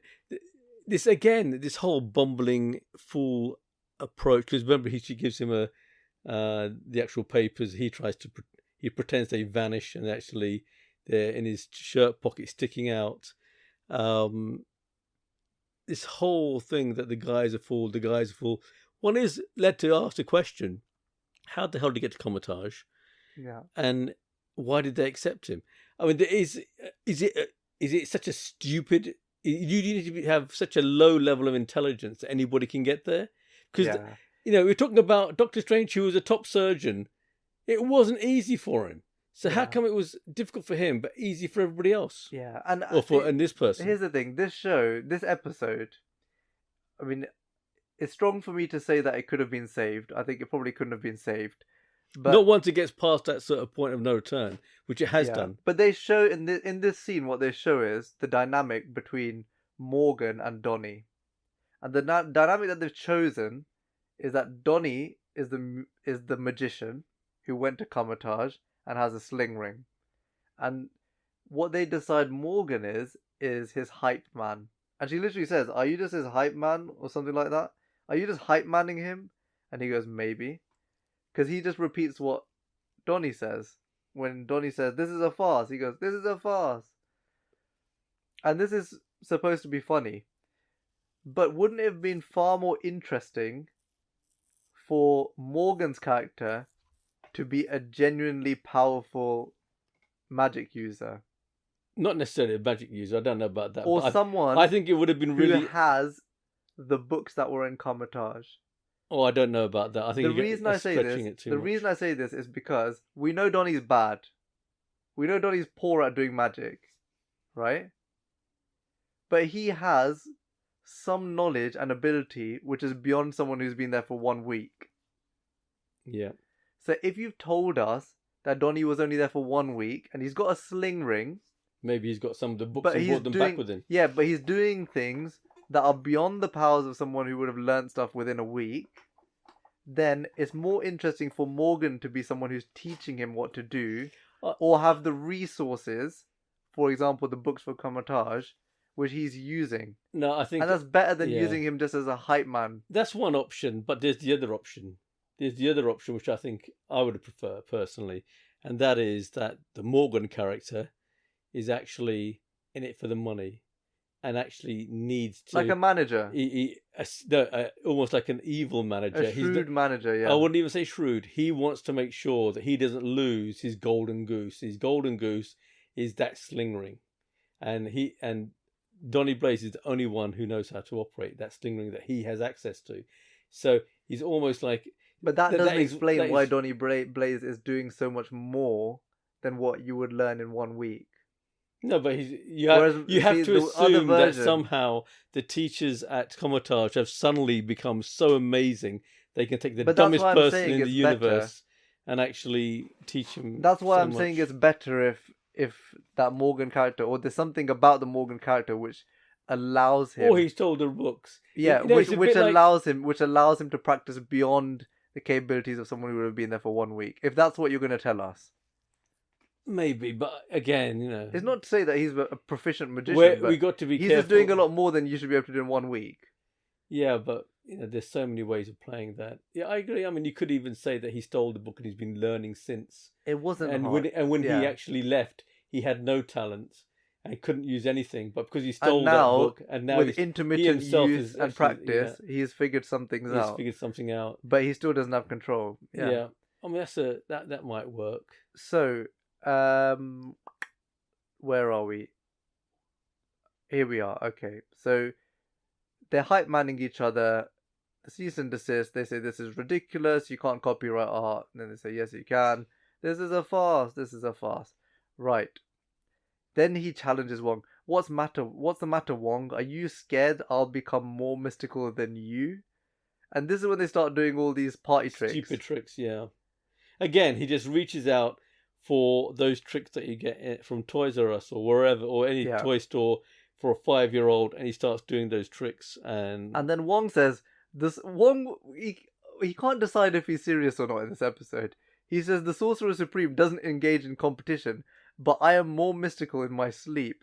Did he forget that the whole of the universe was on the line? Yeah. It's just, I mean, the whole thing, you would expect him to be saying, look, you need to stop doing this. I would have expected him to be in the scene saying, give me the sling ring. Yeah. At no point does he actually do that. No, he doesn't even ask for it. That's correct. So, Jen says, here's the cease and desist. They say, what's a cease and desist? And, oh no, he does a trick where he pretends it disappears, but it's in his shirt. Yeah, it's terrible. Yeah. And then I mean, that was terrible. and That's then- so stupid. and then Jen's phone goes off, and Donnie goes, "Ooh, someone's on Matcha." Yeah. So Donnie's obviously using Matcha too. Well, strange thing is that And then he does a trick where he makes his phone go on fire and stuff. And then Wong does a trick. Wong does a yeah. party trick with a little ball. coming out of his mouth, just totally stupid. Again, you told us the universe is on the line. Why are you entertaining this person? I know. It is bizarre how they want to be serious, but they don't want to be serious. Just stop making the stakes that the universe is at risk. Yeah. If they did that, a lot of this stuff. Don't even tell us the It's gone stakes. I'd rather passable. you not even tell us the stakes.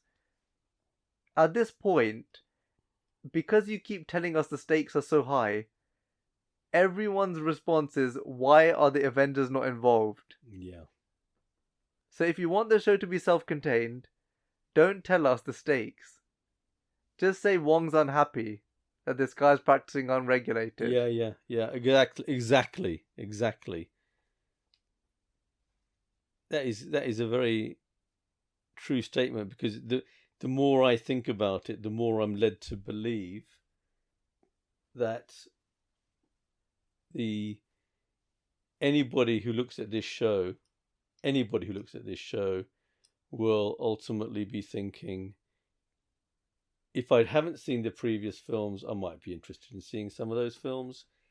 The minute you start looking at any of the back catalogue of Marvel films, this whole series starts to fall apart very quickly. Yeah. And then the next scene is Jen on her date. So this is Jen as herself on her date. Yeah. And she's having a date with a guy who's basically... But it's just a speed dating. It's a speed dating thing, isn't it? No, it's just a date. No, I don't think so. I think It's just a date. It's just a date.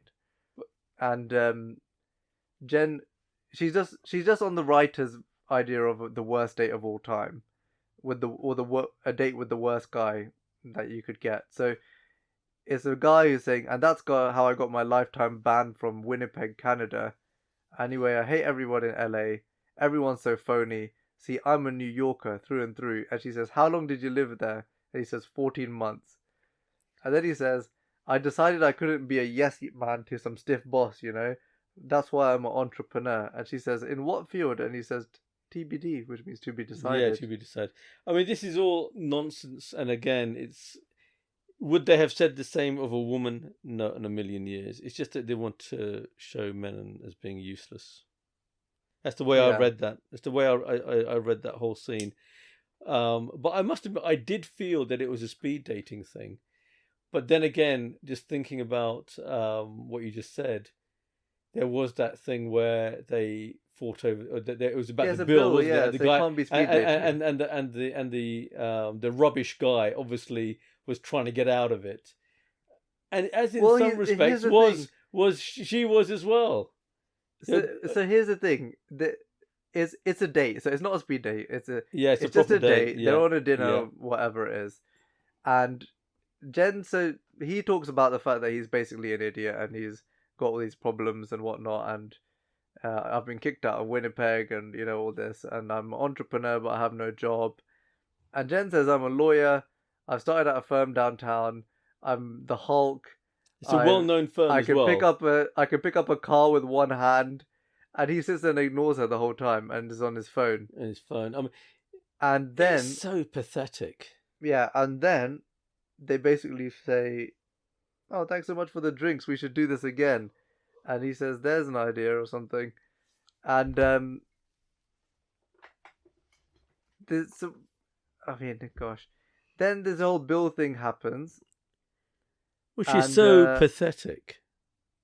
So the bill thing... I thought that was really He makes her pay. That's what happens. He walks away, basically, He makes her pay. He goes like, yeah, thanks for... He goes, we should do this again, and thanks so much for a drink, something. So he makes her pay. Right. Now I think it would have been actually better if he just walked away and the bill then came afterwards. Because I think there would be a... that would lead to a whole feeling of God, she's been totally conned, and He should just invoice her. no, no. But I think that would have sort of put her on the right sort of downer. It was bad enough as it was, and now I've had to also got laden with the bill, in a way that is a bit more believable. He did do that. He gave her the bill. No, he basically looked at the bill and decided he didn't want to pay it. No, he didn't. He didn't even look at it. No. What I mean was he looked at back together. He knew the bill had come there. Yeah. He knew the bill had come there, and he didn't want to pay a single penny. And he said, "Thanks so much." Yeah. So but I think. But again, they were what I've just said. They can't do because they don't like men. Because they have to show the man is actually men. Yeah, they have to show men. Yeah. So let's move to the next scene because we know they're doing all this sort of stuff. So then we move to the courtroom.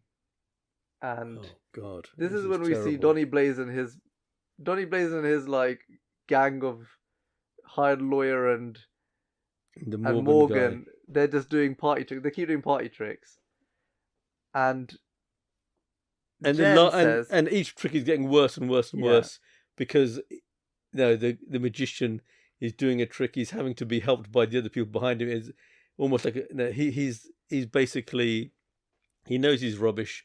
But they're doing things to make it look like he's amazing. Yeah. So Jen says we filed a complaint and a motion for preliminary injunction against the defendant, citing unfair competition and gross negligence. And the judge says, "I'm surprised that you think, or I find it hard to believe, that a magic trick can be gross negligence," which I think is fair enough for him to say. And then he says, "Do you have any witnesses who can corroborate your claim?" She says, it's a woman judge, I think. I think it's a guy. No, I think it's a woman. I don't know, whatever it is. The judge says, "Do you have any witnesses who can corroborate your claim?" And one comes out with Madison. Well, she suggests that he should call Madison, and he says, no. Yeah, that's right. Yeah, sorry. And the She-Hulk is trying to be clever. Yeah. And then Jen says, "Do you want to win this or not?" And then basically Wong says, Okay. And he brings Madison into the room. And She-Hulk is the great lawyer who will save the day. But surely the fact that Wong used magic in the courtroom to bring Madison into the room shows how powerful he is. Doesn't it show that you can use a portal to move anything from anywhere to anywhere? That would have been a good enough example alone. And you can say, look, I know what I'm doing. Having said that, the whole conversation goes the other way. And you say, well, how do I know you're the Sorcerer Supreme? How do I know there's somebody not better than you? How do I know that this guy, Donny Blaze, isn't the Sorcerer Supreme? And you're the person who's actually trying to pretend that you are. There's a whole range of things you can go. There's a whole range of things. Yeah. And also, this is a world where you've got shape-shifting elves and all sorts of stuff. Just because, I mean, if Wong is Sorcerer Supreme, he is strong enough to be an expert witness in his own case. He is Sorcerer Supreme. Considering what happens after the court case, this court case is just padding to the story. That's all it is. And the only reason this happened, this witness, is because they wanted to crack a joke and call Wong Wongers. Yeah. Wongers. It's just totally. And Madison basically says, if you cut this scene out, it would have, the scene doesn't help the story in any way, and in any way that I see anyway, and it is simply not needed. And I think this is a great example. I've been complaining about the length of these episodes, that we're being shortchanged. They say it's 37 minutes, but you end up only seeing about 24, 25, maybe 28 minutes. Now, this is a filler scene. You would think that the reason that it's actually 28 minutes is because every scene is brilliant, and you don't need filler scenes. Yeah. So what the hell's going on? It's just bizarre. So Madison says, Madison goes to the Madison goes to the stand after making another joke that doesn't hit, and basically they start asking her questions. And Jen says, She's as ditzy as ever. she just mate, state your name for the record, and she had to do the whole God, the two whole N's and Madison one Y, thing. but it's not where you think. Could you spell it for us? Why did they ask her to spell it? We don't care about this. I know people could do that, but surely you don't need to get her to spell it to prove that she can spell. But But I think it turns out Madison can actually spell her own name. And then Jen says, "Can you tell us about the night you participated in Donny Blazer's show?" So then she says, "He gave me roses that didn't smell like anything. Then he just pushed me into a fire land." And she says, "I made a pact with a demon that I'm not allowed to discuss, even though she just told us about it.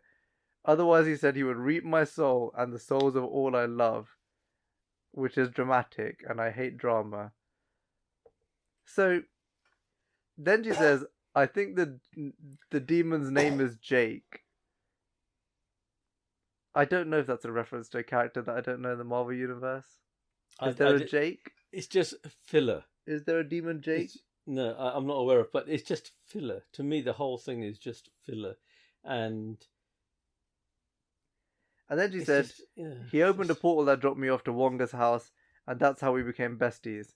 So basically what happened was, the screaming goat wasn't involved in it anymore. The talking goat's not in the story anymore. Yeah. The 5 drops of blood aren't in the story anymore. That's correct. So the stuff that she told Wong isn't true. Or she's forgotten it because she's so drunk and ditzy. Yeah. And then she's remembered something about making a pact with a demon. And it's also interesting that she's always got a drink in her hand. Yeah, that's who she is. She's a party girl. Yeah, but this is just stupid, isn't it? So, and she gives it to, doesn't she give it to the guard or something? Yeah, she gives it to the guard in the end. Yeah. So this happens. She's come out of nowhere telling us she's got a demon that she's made a pact with. And then she just says, "Oh yeah, if I tell anyone, he'll reap the souls of everyone I love and me." Surely when she's saying that, is she not going to realise that something's going to happen? Nothing happened in the room after she said it, so maybe he's just lying to her. In which case, why do you need to make a pact? Exactly. So then Jen says, "How would you describe your emotional state during this saga?" And she gives the ditzy answer. And she says, "It was fun, then scary, then fun again, then spooky, but in a fun way." And then she says, "Thank you, that's enough. Madison, you can sit down." So she actually also says during this thing that she thinks it was a bad idea to include her, and it was her idea. But because I think the whole thing was based around trauma, isn't it? The person was creating trauma. And that's why that was the angle they took. Yeah. But and again, then the other guy, so then Donnie's team go, "Your Honor, I move to dismiss." And they say, "As you can see, Donnie's performance is fun and spooky, which is the sweet spot for magic." Which is kind of true. It is. It's kind of true. And they say, "The bottom line, you cannot copyright magic." And then they say, "There is precedent." Jen says, "The precedent that you're referring to is for card tricks and disappearing women who never speak." No, who never come back. No, she said who never speak. This is very different because the mystic arts is, in fact, real magic. All right, yeah. And they say, "How dare you? Real magic? Is this not real magic, your elegancy?" The guy starts quick changing his outfits. And there's that stupid thing with a large handkerchief. Yeah, the handkerchief, something rubbish. Like that. I mean, it's just poor. And then they say, "Oh my god." Jen goes, "Oh my god, even the lawyer's a magician." But he's not. He's just she just called a magician. So yeah, maybe she buys into it. And then the judge says, "That's enough." And Wong says, "If I may say a few words, Your Highness." And he says, "This case travels beyond these courtroom walls. The men you see are seeking to wield the power of gods, and that places us on the edge of a precipice. One man in the mortal realm has the ability to cause a ripple so great that it reverberates through every dimension, and that ripple has that ripple through galaxies has the ability to destroy all life within the known and unknown universe. I know. So basically, he's more powerful than Thanos. Why with all those are rings. you sitting in a courtroom 10 foot from the person who can destroy the known and unknown universe, and you are waiting on the judge? I know. It's just stupid, really. Writers, please stop using the end of everything as we know it as the stakes for everything. And the worst thing is, if he actually did something, they couldn't catch him because he can just disappear himself and go back to Comatage. Just learn that stakes never have to always... They don't always have to be that everything we know is going to be destroyed. That is correct. Wong is so stupid in this show because he keeps saying the universe is going to be destroyed, and he keeps going, all right, let's just wait and see what the American legal system has to say about this. So then the judge says, I need to review the motion, and you'll have my decision in a few weeks. After he just said that. I know. After he said all of that. And then and the lawyer says, and She-Hulk is standing there, sort of, and she says, she makes an interesting point. She says she realizes that she can't win the judge over, so instead she says, Your Honor, in the interim, could you grant us a preliminary injunction to stop the defendant from engaging in this dangerous behavior? And he says, this is my life, my art, my passion, magic. And then he throws some smoke bombs. Yeah, exactly. And then everyone's like, how did he even get these through security? And then the judge agrees with Donny Blaze. I know. And he says, he says, he may continue to practice his livelihood pending my decision. With the universe at stake. They just said the universe was at stake. Why don't you basically, you may never get to a decision. Just chill out for 2 weeks while I make a decision based on this? Because it seems like it's high stakes. But no, he gets to make money. Money is more important than everything. And he can create a portal and abscond. Yeah. Right? If you actually think about it, it's just pathetic. And they've proven the portals can be created. She could have said he can portal himself in and out of a bank vault. Yeah. He's a menace to society, a danger. And the police cannot stop him from absconding. This isn't a case of take the guy's passport and he's stuck. Yeah. No, this is a case of if he wants to leave, he leaves. It's just it's incredibly immature writing. And then Wong says, can we send Donnie to the mirror dimension? He probably won't even die. And then Jen says, I would love that, but that will ruin our case. Jen doesn't even know what the mirror dimension is.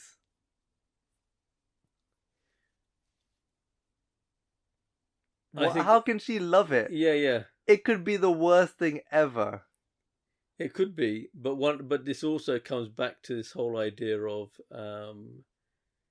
remember American law takes precedence, and that's what we use. Wong's here description of how bad the mirror dimension is he probably won't even die. It could be him being tortured for the rest of eternity. Yeah. It's just.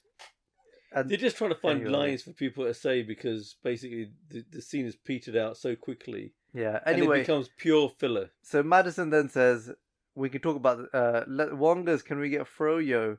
We can talk about The Sopranos." And then he says, "Fine, no more spoilers." And then she gives him a spoiler straight away.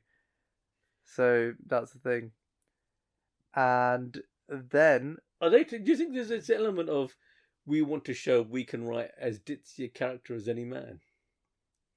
Because they're going out of their way to make this the ditziest character that has ever lived. It's like I said, they're writing a woman that they hate. They're writing women that they absolutely hate.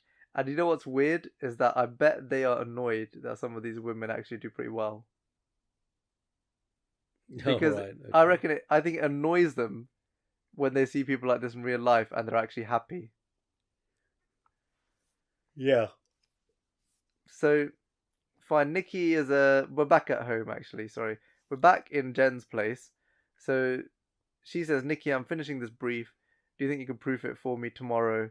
She's on the phone. She says, "You're aware tomorrow is Saturday, right?" And they're like, "Yeah, I'm totally aware that tomorrow is Saturday," which makes Because tonight Friday. she's a hard-working lawyer who dedicates her to her case. But you know what? If the universe is at stake, working on the Saturday is all you need to do. It's okay if you the guy. I mean, Yeah. it's just And Nikki hard says, crazy. "You aren't in your pajamas already, are you?" And she basically is in her pajamas. And then she says, "I have a big night, lots of plans due to successful swiping. Gotta go, bye." And then she goes, "Oh, why is that?" And so then her phone chimes and she looks at it and it says 0 matches. Yes, a notification saying And 0 she's like, matches "Oh, to- why is that even an alert? Because that's Yeah. quite mean." And she looks at us and she goes, "I'm not proud of this." And then what does she do? The one thing she said she wouldn't do. And The turns out one she- thing she said she wouldn't do, And actually, which is she made a She-Hulk profile. and also throughout the previous episodes, it's been this kind of thing. You shouldn't objectify women and all that kind of stuff. Well, she doesn't want it to be and straight- herself. Yeah, and straight away, it's like, okay, I'm now going to be She-Hulk, my alter ego. And this is an interesting line to take because she is now tricking men. Yeah, and to be quite honest, when that happened, my initial thought was, okay, she's going to get loads of notifications from the weirdest guys under the sun. And no, what happens is she's getting loads of notifications of people who she likes. Yeah. She's using her fame as She-Hulk No, but and her suit. She's basically She-Hulk using... is a monster. Well, but they haven't portrayed her like that. They've portrayed her as a hero. She's seen as a hero at the moment because she saved that Titania. She punched that Titania lady. So the news likes her. Okay. So she's a celebrity. So basically, just remember that before she was a celebrity, when she went on a date as Jen, she got the worst guy. Didn't care about her, Yeah. arrogant, Yeah. didn't pay for the bill. Yeah. Crew. Yeah, didn't pay. Yeah. That's what makes me most angry. when the man doesn't pay for the bill on the first date. Anyway, Man, it's useless, man. so she's turned herself to She-Hulk so that she can get good-looking guys and get more matches. And what happens? She gets instant matches. She gets like 15 matches straight away. And she says, "Well, that's demoralizing for Jen." Then we cut to the dates. So now we go to the scene where Jen is dating. So she's done the swiping on the matcha as She-Hulk, and now she's gonna date a series of guys. We start with Mr. Deadlift. So how much can you deadlift? A literal ton. And he says, "Well, I just did 600. I'm not even a superhero." And I think what I took away from this guy is not really anything he said. What I took away from this was when Jen was Jen, she got a guy who we'd say is like an average guy. Yeah? When she's She-Hulk, she's got a big, muscly, good-looking guy. And his personality's still terrible. Yeah, personalities are always terrible of these people, aren't they? So Always. The way that he shows that his personality is terrible is he's kind of competing with her and showing off that he can pick up weight. And he says, "I'm not even a superhero and I can do this much." And then he says, "Hey, can somebody take our order?" Yeah. Because I mean, he's with a world famous celebrity. Effectively, she is world famous. There aren't many She-Hulks around, and he just basically acting like a dork. not even a dork, but there's just no context. I mean, we're assuming they've been sitting at the table for 5 seconds before he said, "Hey, can somebody take our order?" What was if it's been 4 hours? But it's a speed dating thing. It's not speed dating. No? It's not. You keep Oh, thinking it's speed. Why do you keep thinking it's speed dating? I think it's because the way they've cut it and edited it. Yeah, that is true. It's just the 'Cause way she's they've at the done same it. bar It's just, every yeah, single it's time. just no change. Yeah. No change. Oh, only one restaurant that she knows. It was kind of suggestive that everything happened in one night, actually. Yeah, Which is this strange. it's a bit strange. It's very weird. It's very weird. I'm left Then we rather go perplexed. So then we move to Artsy Guy. So Artsy Guy says, "My movie just premiered at the Sundance. It was actually about a lawyer. His expertise is constitutional law, and that's how he became the attorney to the vice president. And that was kind of that. There was nothing really interesting about that guy. And then we move on to the fan. The thing about that guy was that he was self-obsessed, and the same thing applies with the first guy. I didn't really know why they needed the second guy. I didn't think there was anything that he added to this story. Filler. Yeah, I go back to this whole thing that I genuinely believe that somehow something has happened when they made this series, or when they started doing their scripts. They suddenly realised it was really bad. They had to re-edit scenes. They're filling time, and the stuff they've cut out is so substantial that they're having to use fillers to sort of lengthen scenes. Surely they could have just left something in though. What the hell did they cut out that was so bad? That's the question, yeah. So then we move on to the guy who I think is, we've talked about this through the episodes. Yeah. They're trying to do this subtle thing where there's a storyline developing in the background about how she's being attacked and people want her blood, and there's an overarching villain. And this is the thing for this episode. It's kind of obvious, to be honest. The guy who's sitting opposite her says, "I have to admit I was a fan before we matched. I mean, your battle with Titanium Court, it was incredible." And she's like, "Oh yeah, okay, fine." And he says, "Is it true? Are you indestructible?" And she says, "Oh, I don't know. I haven't really tested it out on myself. I'm not looking to get myself killed." And he says, "Well, what about super speed, night vision, impenetrable skin? Impenetrable skin. Yeah. So, do you think this guy isn't related to the guy who just tried to stab you and get your blood?" And then she says, "Yeah, my skin is impenetrable, at least with anything on Earth." And then he goes, "Even vibranium?" God, yeah. Yeah, I must admit, she's a lawyer. Yeah. She's meant to be perceptive. She's meant a little bit clued up. Yeah, exactly. And she can't think, why are you asking me these really strange questions? I've just been attacked. And then he says... And they tried to inject me. They tried to take something from me by using an injection. And this guy's literally asking how I could put something through your skin. Yeah. And then he goes, what a specimen you are, or something. He says something weird. And then he goes, "Did you just call me a specimen?" He said, "As a compliment." And then she looks at us and goes, "Anything worse than dating in your 30s? Probably dating in your 40s. Yeah, exactly. And then these throwaway lines don't work at all. Yeah, if they try it through episode after episode, you would have thought they would have learnt by now it doesn't work. And now we have Mr. Perfect. So now we have the pediatric oncologist. Well, the writer's version of Mr. Perfect. The writer's version of Mr. Perfect.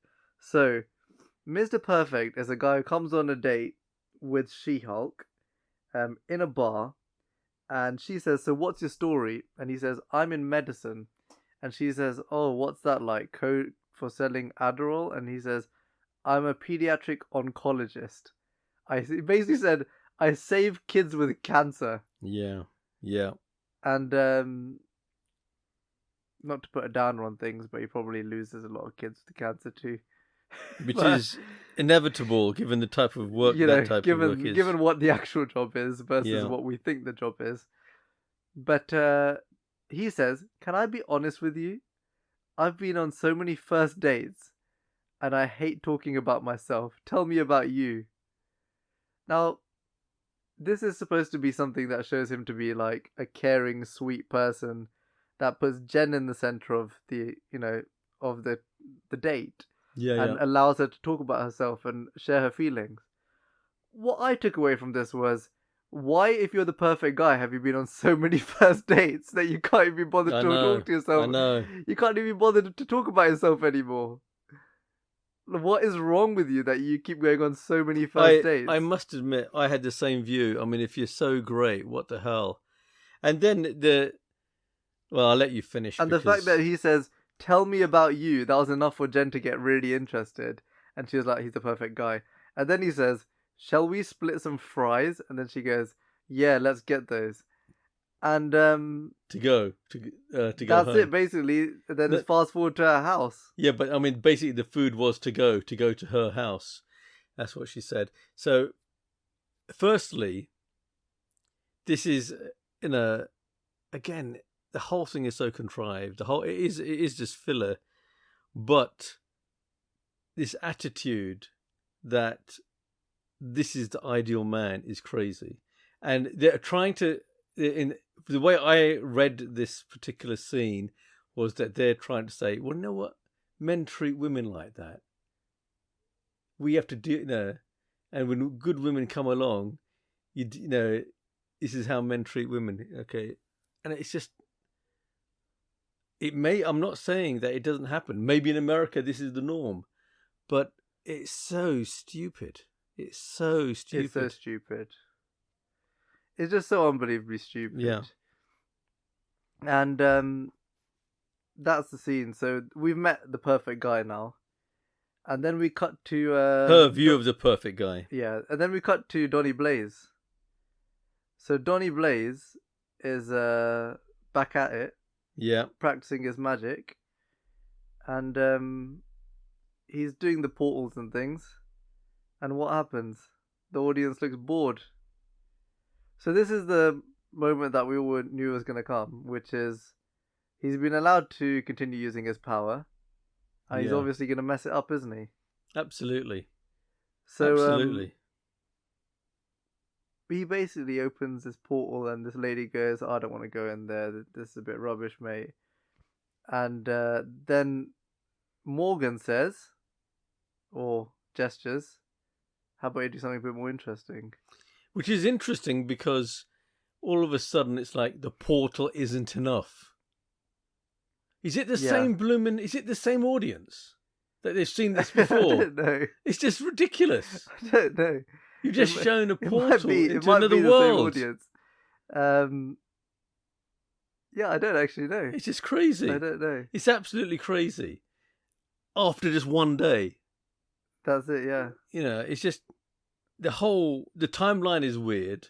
This stuff with She-Hulk is just crap. And then this whole thing about he now creates a portal and it isn't enough, so now he has to go even further, is equally bad because it just shows that there's no restraint in the concept of a proper timeline. That's it, yeah. That's exactly what it is. And this guy's basically just trying to make some money, make himself more popular, and he's feeling it that the crowd aren't vibing with him. And he goes, okay, I need to push it. So he says, imagine you're in a faraway land, all this sort of stuff. And just so you know, even my transcript gave up at this point. Really? Yeah. Oh my God. They didn't bother writing anything more than it got so bad. Because the episode had got so bad. Oh no. So I still remember everything that happened in the episode. Yeah. It is so bad that it is actually memorable because it is so bad. So we'll talk about the rest of the episode because, gosh, it really does just get worse. And I'm not surprised the transcript gave up. It's embarrassing stuff to write as well, by the way. But Donnie's sitting there and he does this extra bit of magic, and he opens a portal, and a pigeon dove, or something, a dove or something. Yeah, flies some kind through. of, I think it's a dove, flies out, and everyone's like, "Wow!" Yeah. And then it flies in her hand, in this lady's hand, and it lays an egg in her hand. That's right. And out of the egg hatches a demon monster. A demon monster. First of all, it's goblin. really small, but all of a sudden it gets big. Instant, within a second, it's suddenly 3, 4, 5 times its size, and it just starts wreaking havoc. He tries to kick it out, and then open another portal and kick it back into the portal. But while he's doing that, he messes it up, and lots of demons start jumping out of this portal. Exactly, these demon babies, aren't they? Yeah. And then he instantly portals himself to Wong, and is like, "Hey, I need your help." And Wong is like, "You idiot." Yeah. And Wong has to go there and sort it out. Wong goes to go sort it out. And meanwhile, Jen has taken this guy back to her house. Yeah. This pediatric oncologist. And they're drinking wine. and she's like, Did she "Oh." actually purposely spill the wine on him, or does Yeah, he? so he can take his shirt off. Yeah, take his jumper And then off she or whatever. throws his shirt away or something Yeah, because behind she, the sofa. and his this fourth wall stuff. Oh wow, isn't he good? He's got a great body. I know I shouldn't really think like that, but you know what? It's okay. It's Talk about objectifying men. yeah. So it's Take his just pathetic. clothes off. It So- is pathetic. It is pathetic. So basically, she's decided she wants to sleep with the guy. Yeah, that's the underlying tone. So Yeah, she liked this guy. She's gonna sleep with him, and Wong turns up. Wong turns up. And her First of all, phone's she's going trying off. to, yeah, Phone's He- going off. She's she's trying to ignore it, answering it, yeah. and then Wong turns up, and they're like about to whatever have a physical moment. Wong goes, "This is of the most utmost importance," or something along those yeah, lines. yeah. And he's like, "You did come with me," and Jen's like, "Oh, for God's sake!" And she reluctantly goes with Wong Yeah, and leaves this guy in her house on his own. yeah, yeah. And what does the guy decide to do while he's waiting for her? He starts reading or something, doesn't he? He reads a book called Bad Feminist or something. Yeah, something pathetic like that. Which, you know, someone who supports She-Hulk will say, well, this completely explains where Jen's getting her ideologies from, which is why we're seeing what we're seeing in the script writing, and maybe we were all justified in writing, you know, why she's talking the way she is, Okay. because she read that book. That's why she's talking. Well, who's to say she read it? She might just bought it to make it look like she's a bad feminist or whatever. That's why she's talking the way she is, because she's a bad feminist. So now we're back in the fight scene of the episode. So this is the She-Hulk part of the episode, isn't it? That's correct. Where we get to see her do some action, and her and Wong. Because every episode has to have some She-Hulk action. Yeah, we've done the law bit where we didn't Yeah. figure out what was happening, and the law didn't really matter, but we made it matter. Exactly. And now we're doing the action bit. And the action bit is Wong standing on the stage, and he opens a portal. And basically what we're seeing is Wong is going to individually grab some demons and throw them through the portal. She's going to help him by grabbing some demons and throwing them directly through the portal. Or throwing at him to Yeah. put through the portal, that's right. That's it. And these demons start turning into dogs. They start turning Like into... big- Yeah. Big, They get different bigger, versions they of get the bigger, demons. they get bigger, and they start... They look like they might overpower her, but obviously they're not going to, And they're not because going to she's because She-Hulk. she's She-Hulk. Yeah. And so there's one. I don't understand what. Why were didn't they leave the doing. theatre? Why didn't... I mean, the whole thing, we saw this significant multiplying of demons, and not one leaves the theatre, and not one is really attacking any Yeah. of the people But there's there. like 50 of these demons in this room. There's And loads of these and demons. you know, And Wong does something at the end of the fight scene, and you go, why didn't you just do that in the first place? Which is he just creates some sort of suction tornado thing. yeah, that and sucks brings them them all all in. into Yeah, a exactly. portal. Yeah, and interestingly, it didn't actually suck any of the humans who were there into it. Yeah, no one else was phased. The Yeah. selective demon sucker. So why did he need She-Hulk in the first Why place? did he need her? He wasted time by he opened a portal and one could have potentially gone into her house and attacked a real human. Yeah, When he could have just used this tornado trick that straight he's got away. Yeah, and just sucked them all back into their dimension without her help. And what happens? What happens is, while he's doing this, Jen says, "Let me just grab one and stop it going home, and I'll use it to threaten Donny Blaze to yeah, sign something. Yeah, exactly. the and not- documents." But not. Yeah, to cease and desist.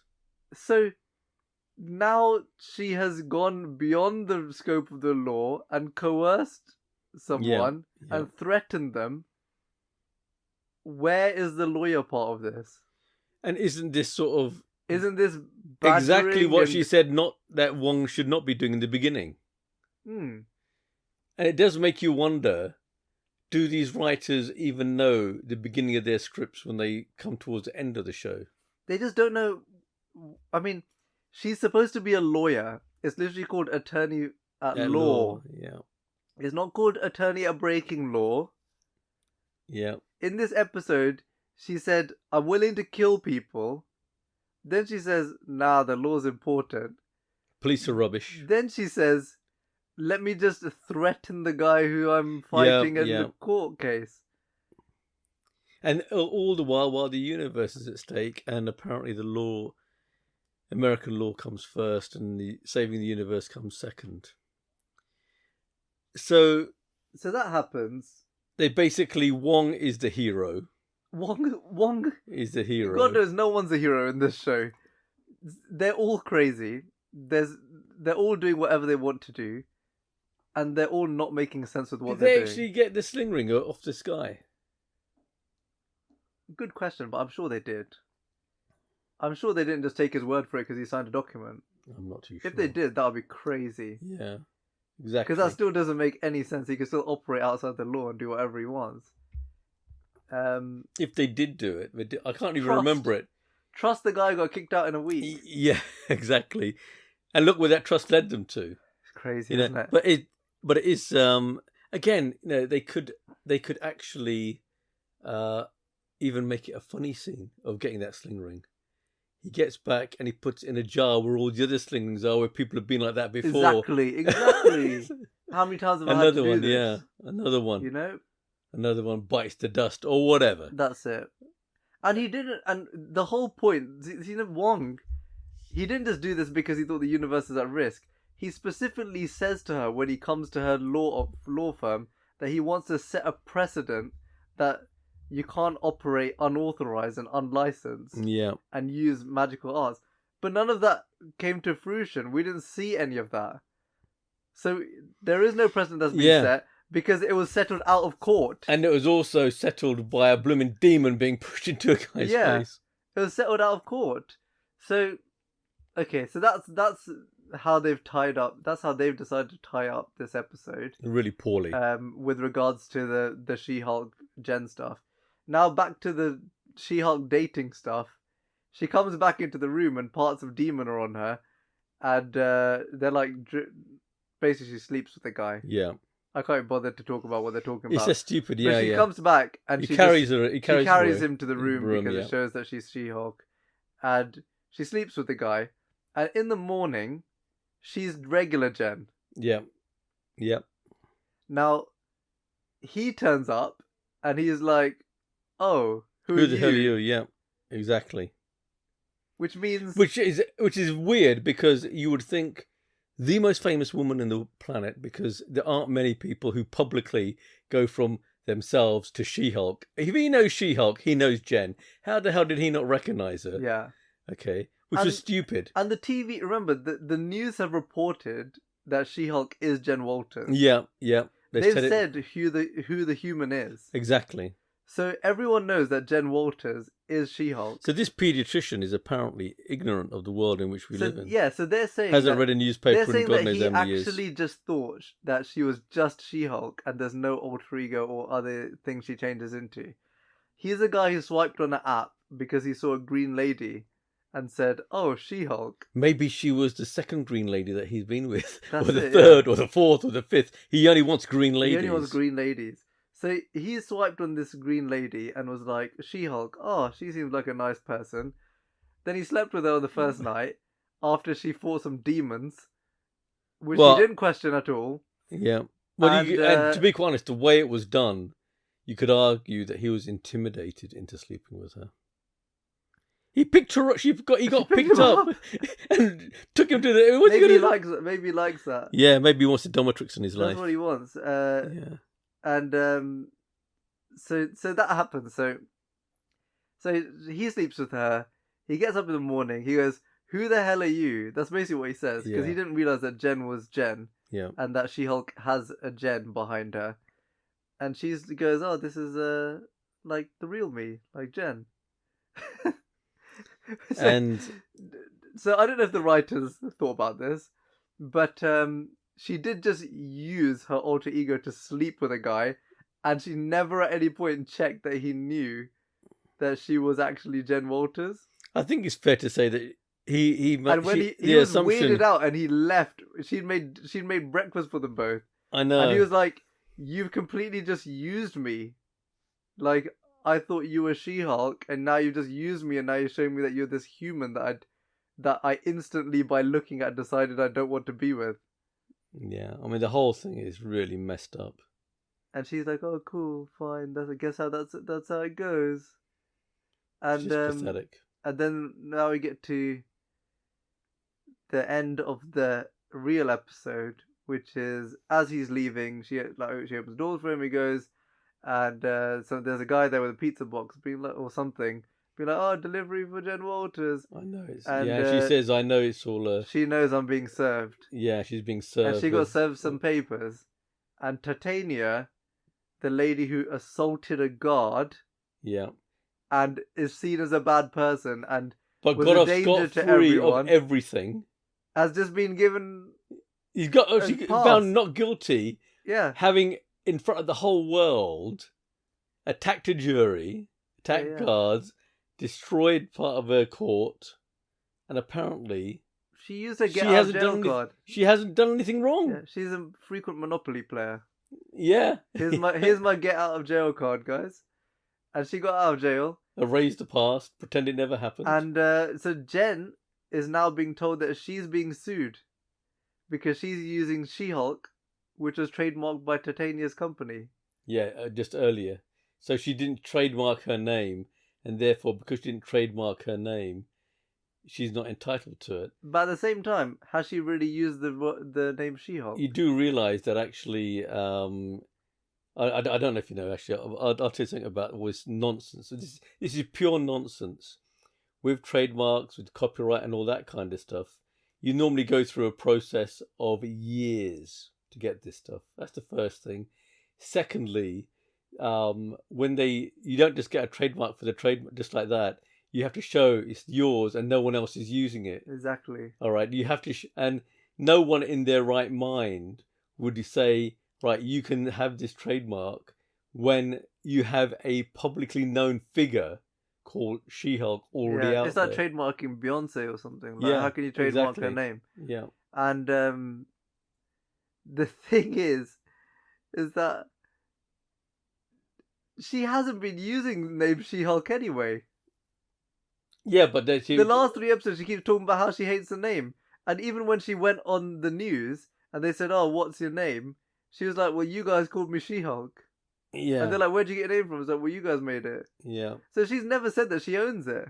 She doesn't have to. She doesn't have to say it. But again, this is just a stupid contrivance for the next episode, whatever that is.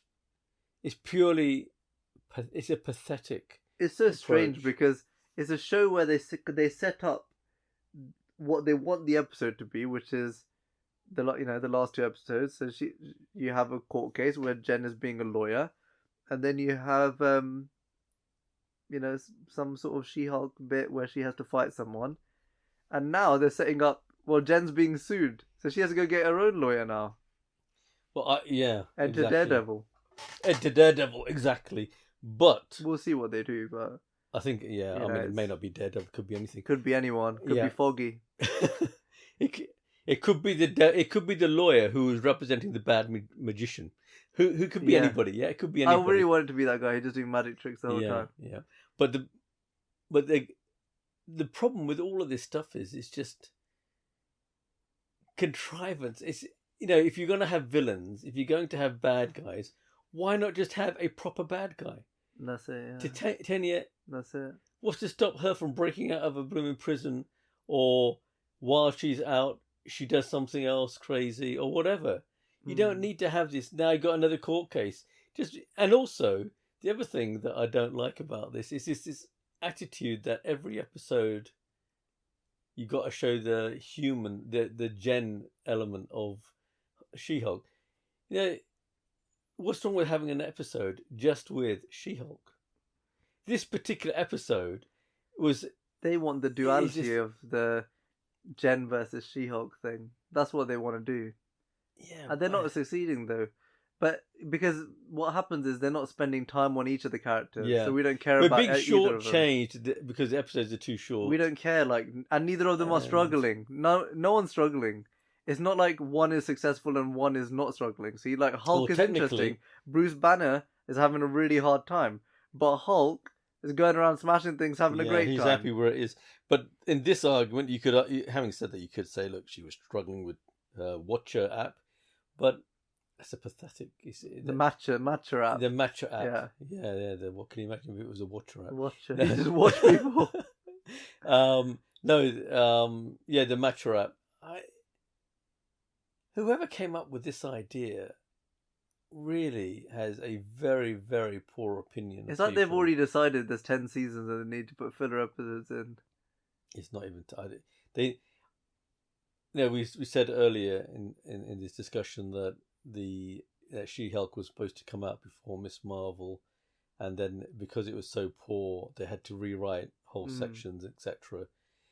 I think that what's happened, the writing is so poor, the thinking is so poor.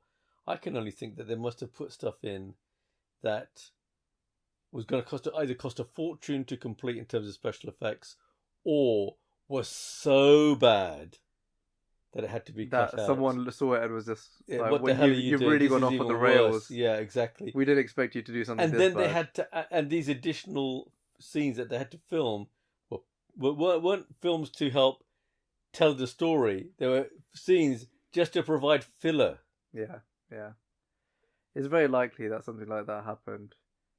Now, I'll be honest, I can't remember the post-credit scene. Can you remember it? I can't remember. I don't remember it, actually. I don't remember it. Not that it was that important. But, what was it? I can't remember at all. I really can't remember at all, actually. Was it that bad? The episode was so poor. I mean, all the post-credit scenes have been terrible, but I would have thought I'd just remember it. It was a very poor. Right, while I search for episode. it, what do you think about the acting? Okay, so I think we both agreed that the ditzy lady. The post-credit scene was with the ditzy lady ends up with Wong, isn't it? And they're talking about vodka and all these drinks. Is that what it is? Yeah, Oh my it was God. completely rubbish. I mean, and she wanted yak milk with vodka or something, and they were comparing drinks and all that kind of nonsense. Yeah, okay. So just stupidity. That's why we didn't remember it. Yeah, it's stupid. Totally stupid.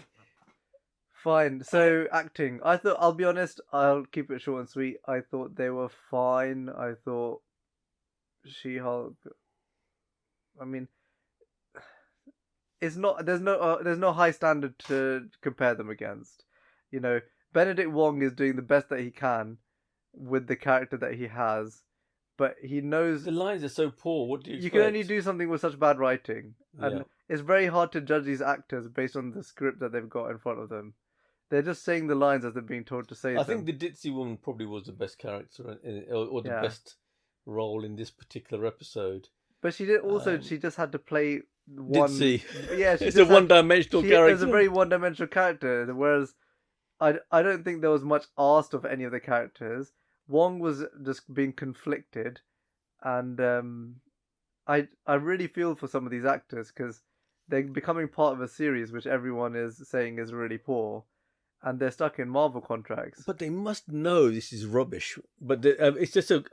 But they're stuck in Marvel contracts. They can't get out of these. Yeah, they episodes. can't get out of these things easily. So they're stuck, and you're sitting there going, "Well, now I'm part of a really, a franchise that everyone thinks is a really good franchise, which is slowly wearing down, and people are thinking actually all the TV series are poor." Isn't it correct that this is that She-Hulk now is one of those Disney series where the audience, the critic score is apparently out. It's always amazing. There, always absolutely amazing. This is the greatest thing. Disney owns the world. But the audience score is really bad. Yeah. The critic scores don't mean anything these days because the critics are so worried about losing their early viewings, so worried about losing access to the stars. They would just give good scores to everything, whereas the audience are generally just going to say how they feel, which is what you want. So I'm not. Yeah, there's not much to say about the acting. I think I'll give the actors the benefit of the doubt that the script is just that bad. That they are doing the best they can with the script that they have. I think I haven't checked this, but I get the impression. Disney have this thing where each episode of a series is directed by somebody different. In the main. This particular each of these episodes, there's been nothing particularly fantastic about the editing or the direction. It's not like it's aiding the story. It's not like that it's giving impact on lines. It's not like it's actually providing any tension. Yeah, the editing's just been boring, to be honest. And even the other, just like we mentioned, because the way they're editing the episodes and the scenes, you don't know how much time has passed between some of the scenes. Like, you thought that set of 4 dates was a speed dating thing, yeah. It seems like she's just dating people sequentially on each night or something. In the same restaurant. Yeah, in the same restaurant, in the same table. Yeah, it's the whole thing looks so crap. Yeah. So there is that aspect of it. So yeah, that lets it, I think lets it down. And so the actors, what can you do? The episodes are short. It's not exactly as if you're giving a great deal of exposition to any particular scene or emotion. Yeah. I do agree. The actors, it's not that they're great. It's just that what more could they do? What can they do when they have given that they're not being allowed to explore anything? I thought the CGI and the animation of the portals was good, and also of the demons. I thought demons were okay. The only thing about the demons were they could have been. They could have been some really interesting sort of frightening scenes without going gory. Yeah. All right. I mean, can you imagine if they had a few scenes where the humans would actually, the audience was having to deal with some of these demons? Yeah. I think it could have been really good, really funny. Show the stakes are a little bit higher. Yeah. That's real stakes, not universe. Not universe. That's real right. Stakes is just one person hanging from a bridge. That would affect the audience just as much. Watching Spider-Man save someone who's dangling from a bridge is more important to us than the universe ending. Yeah. Because it's just a visceral feeling. You can actually connect with it. Yeah, like people will walk through life and they'll hear about someone who was thinking of jumping off a bridge or whatever it is. You don't walk through life thinking the universe is going to end every 5 seconds. I know. So they need to really sit down and go, how are we going to pull the audience in? That's the question. How do we pull in the audience? Do we just go with the world is ending every 5 seconds, or do we do something interesting or something that is that people can connect with? And we've already talked about all of this. So the storytelling is rubbish. The writing was terrible. The actors, were giving them the benefit of the doubt. Animation was neither here nor there for me. I felt like it was maybe a little bit worse than the last episode. No, I think She-Hulk is doing far more dynamic things than this. Well, I think the animation was better in terms of it's an improvement because they had the demons, and I think that this is going to be interesting. I think there's going to be more plays around that in future episodes. Yeah, I think the She-Hulk one was strange in that. As I've said before, that I really think it gives me the impression of a character who's just OD'd on Botox, but the pieces of demons that are in her,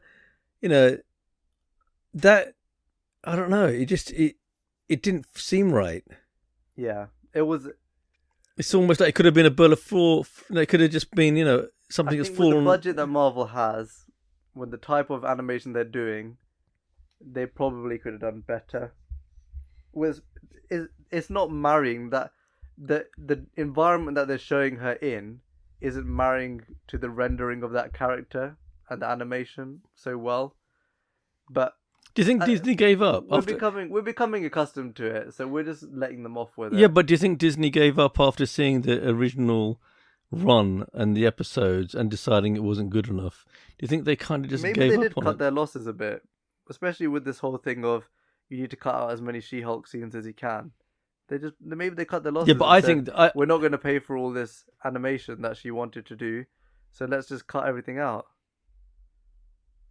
It's possible. It's possible, but I mean, obviously, we're all assuming that the series had been effectively almost completed in post production, and then it was determined wasn't good. It could be that the scenes were rubbish, and they decided not to go through with the post production of those. We might scenes. just be seeing an unsavable show. I heard that the first episode, this origin story, was actually supposed to be the 8th or 9th episode. Really? Yeah. So the fact that they changed it to the first one is quite a big How deal. can it hold it? The origin story. All right. So her reflecting back and saying what happened. Right. So, yeah. Okay. There's not much to say on that. You know, we've already talked about that stuff. So let's do some ratings of this particular episode. Yeah. Honestly, I thought the previous ones were quite poor. Should we do ratings on the? Let's do ratings. We're going to base it on weather. Yeah, weather. Let's do weather. I was just thinking that. Let's do weather. Well, my view on this, something related to weather. Right, my view on this regard, if I just to compare it based on weather.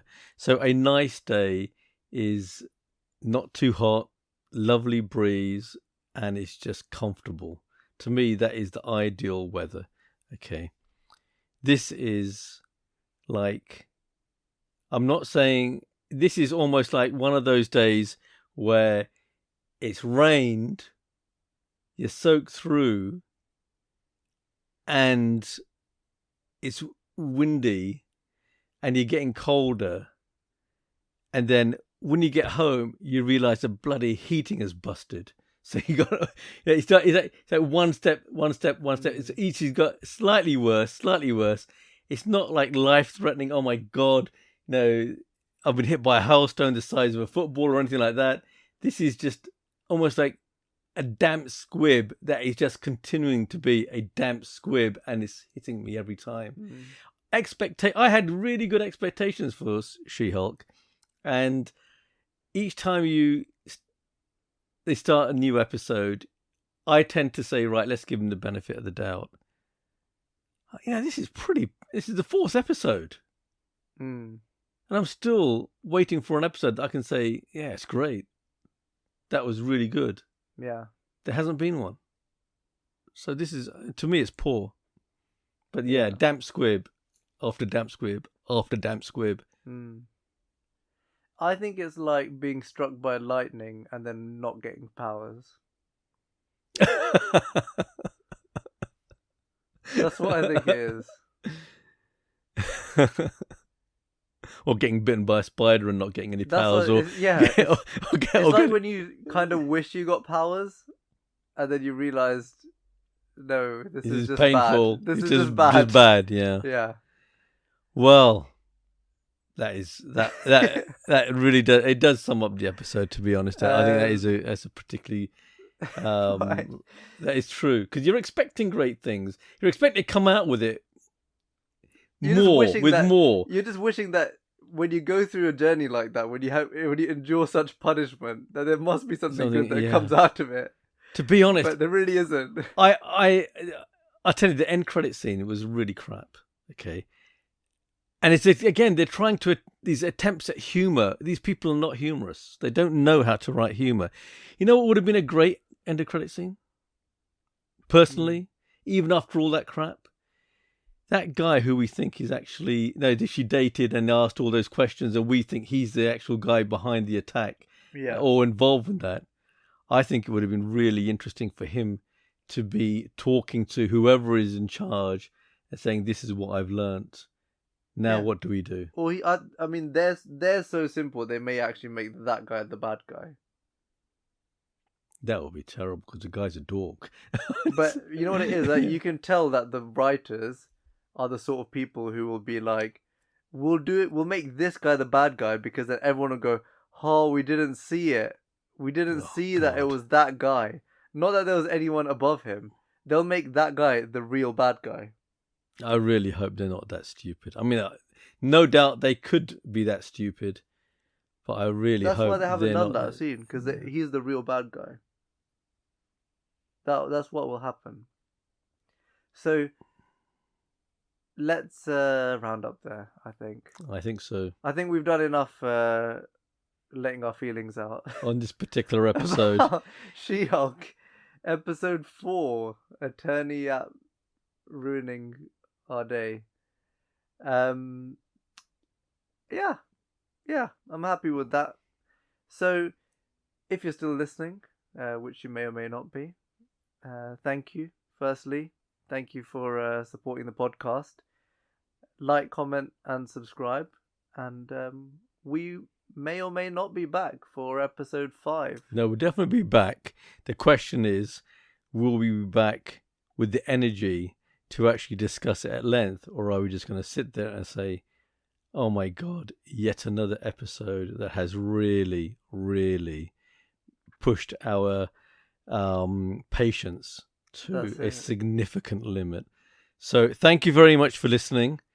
And the House of Commentary will be back. Take care. Bye.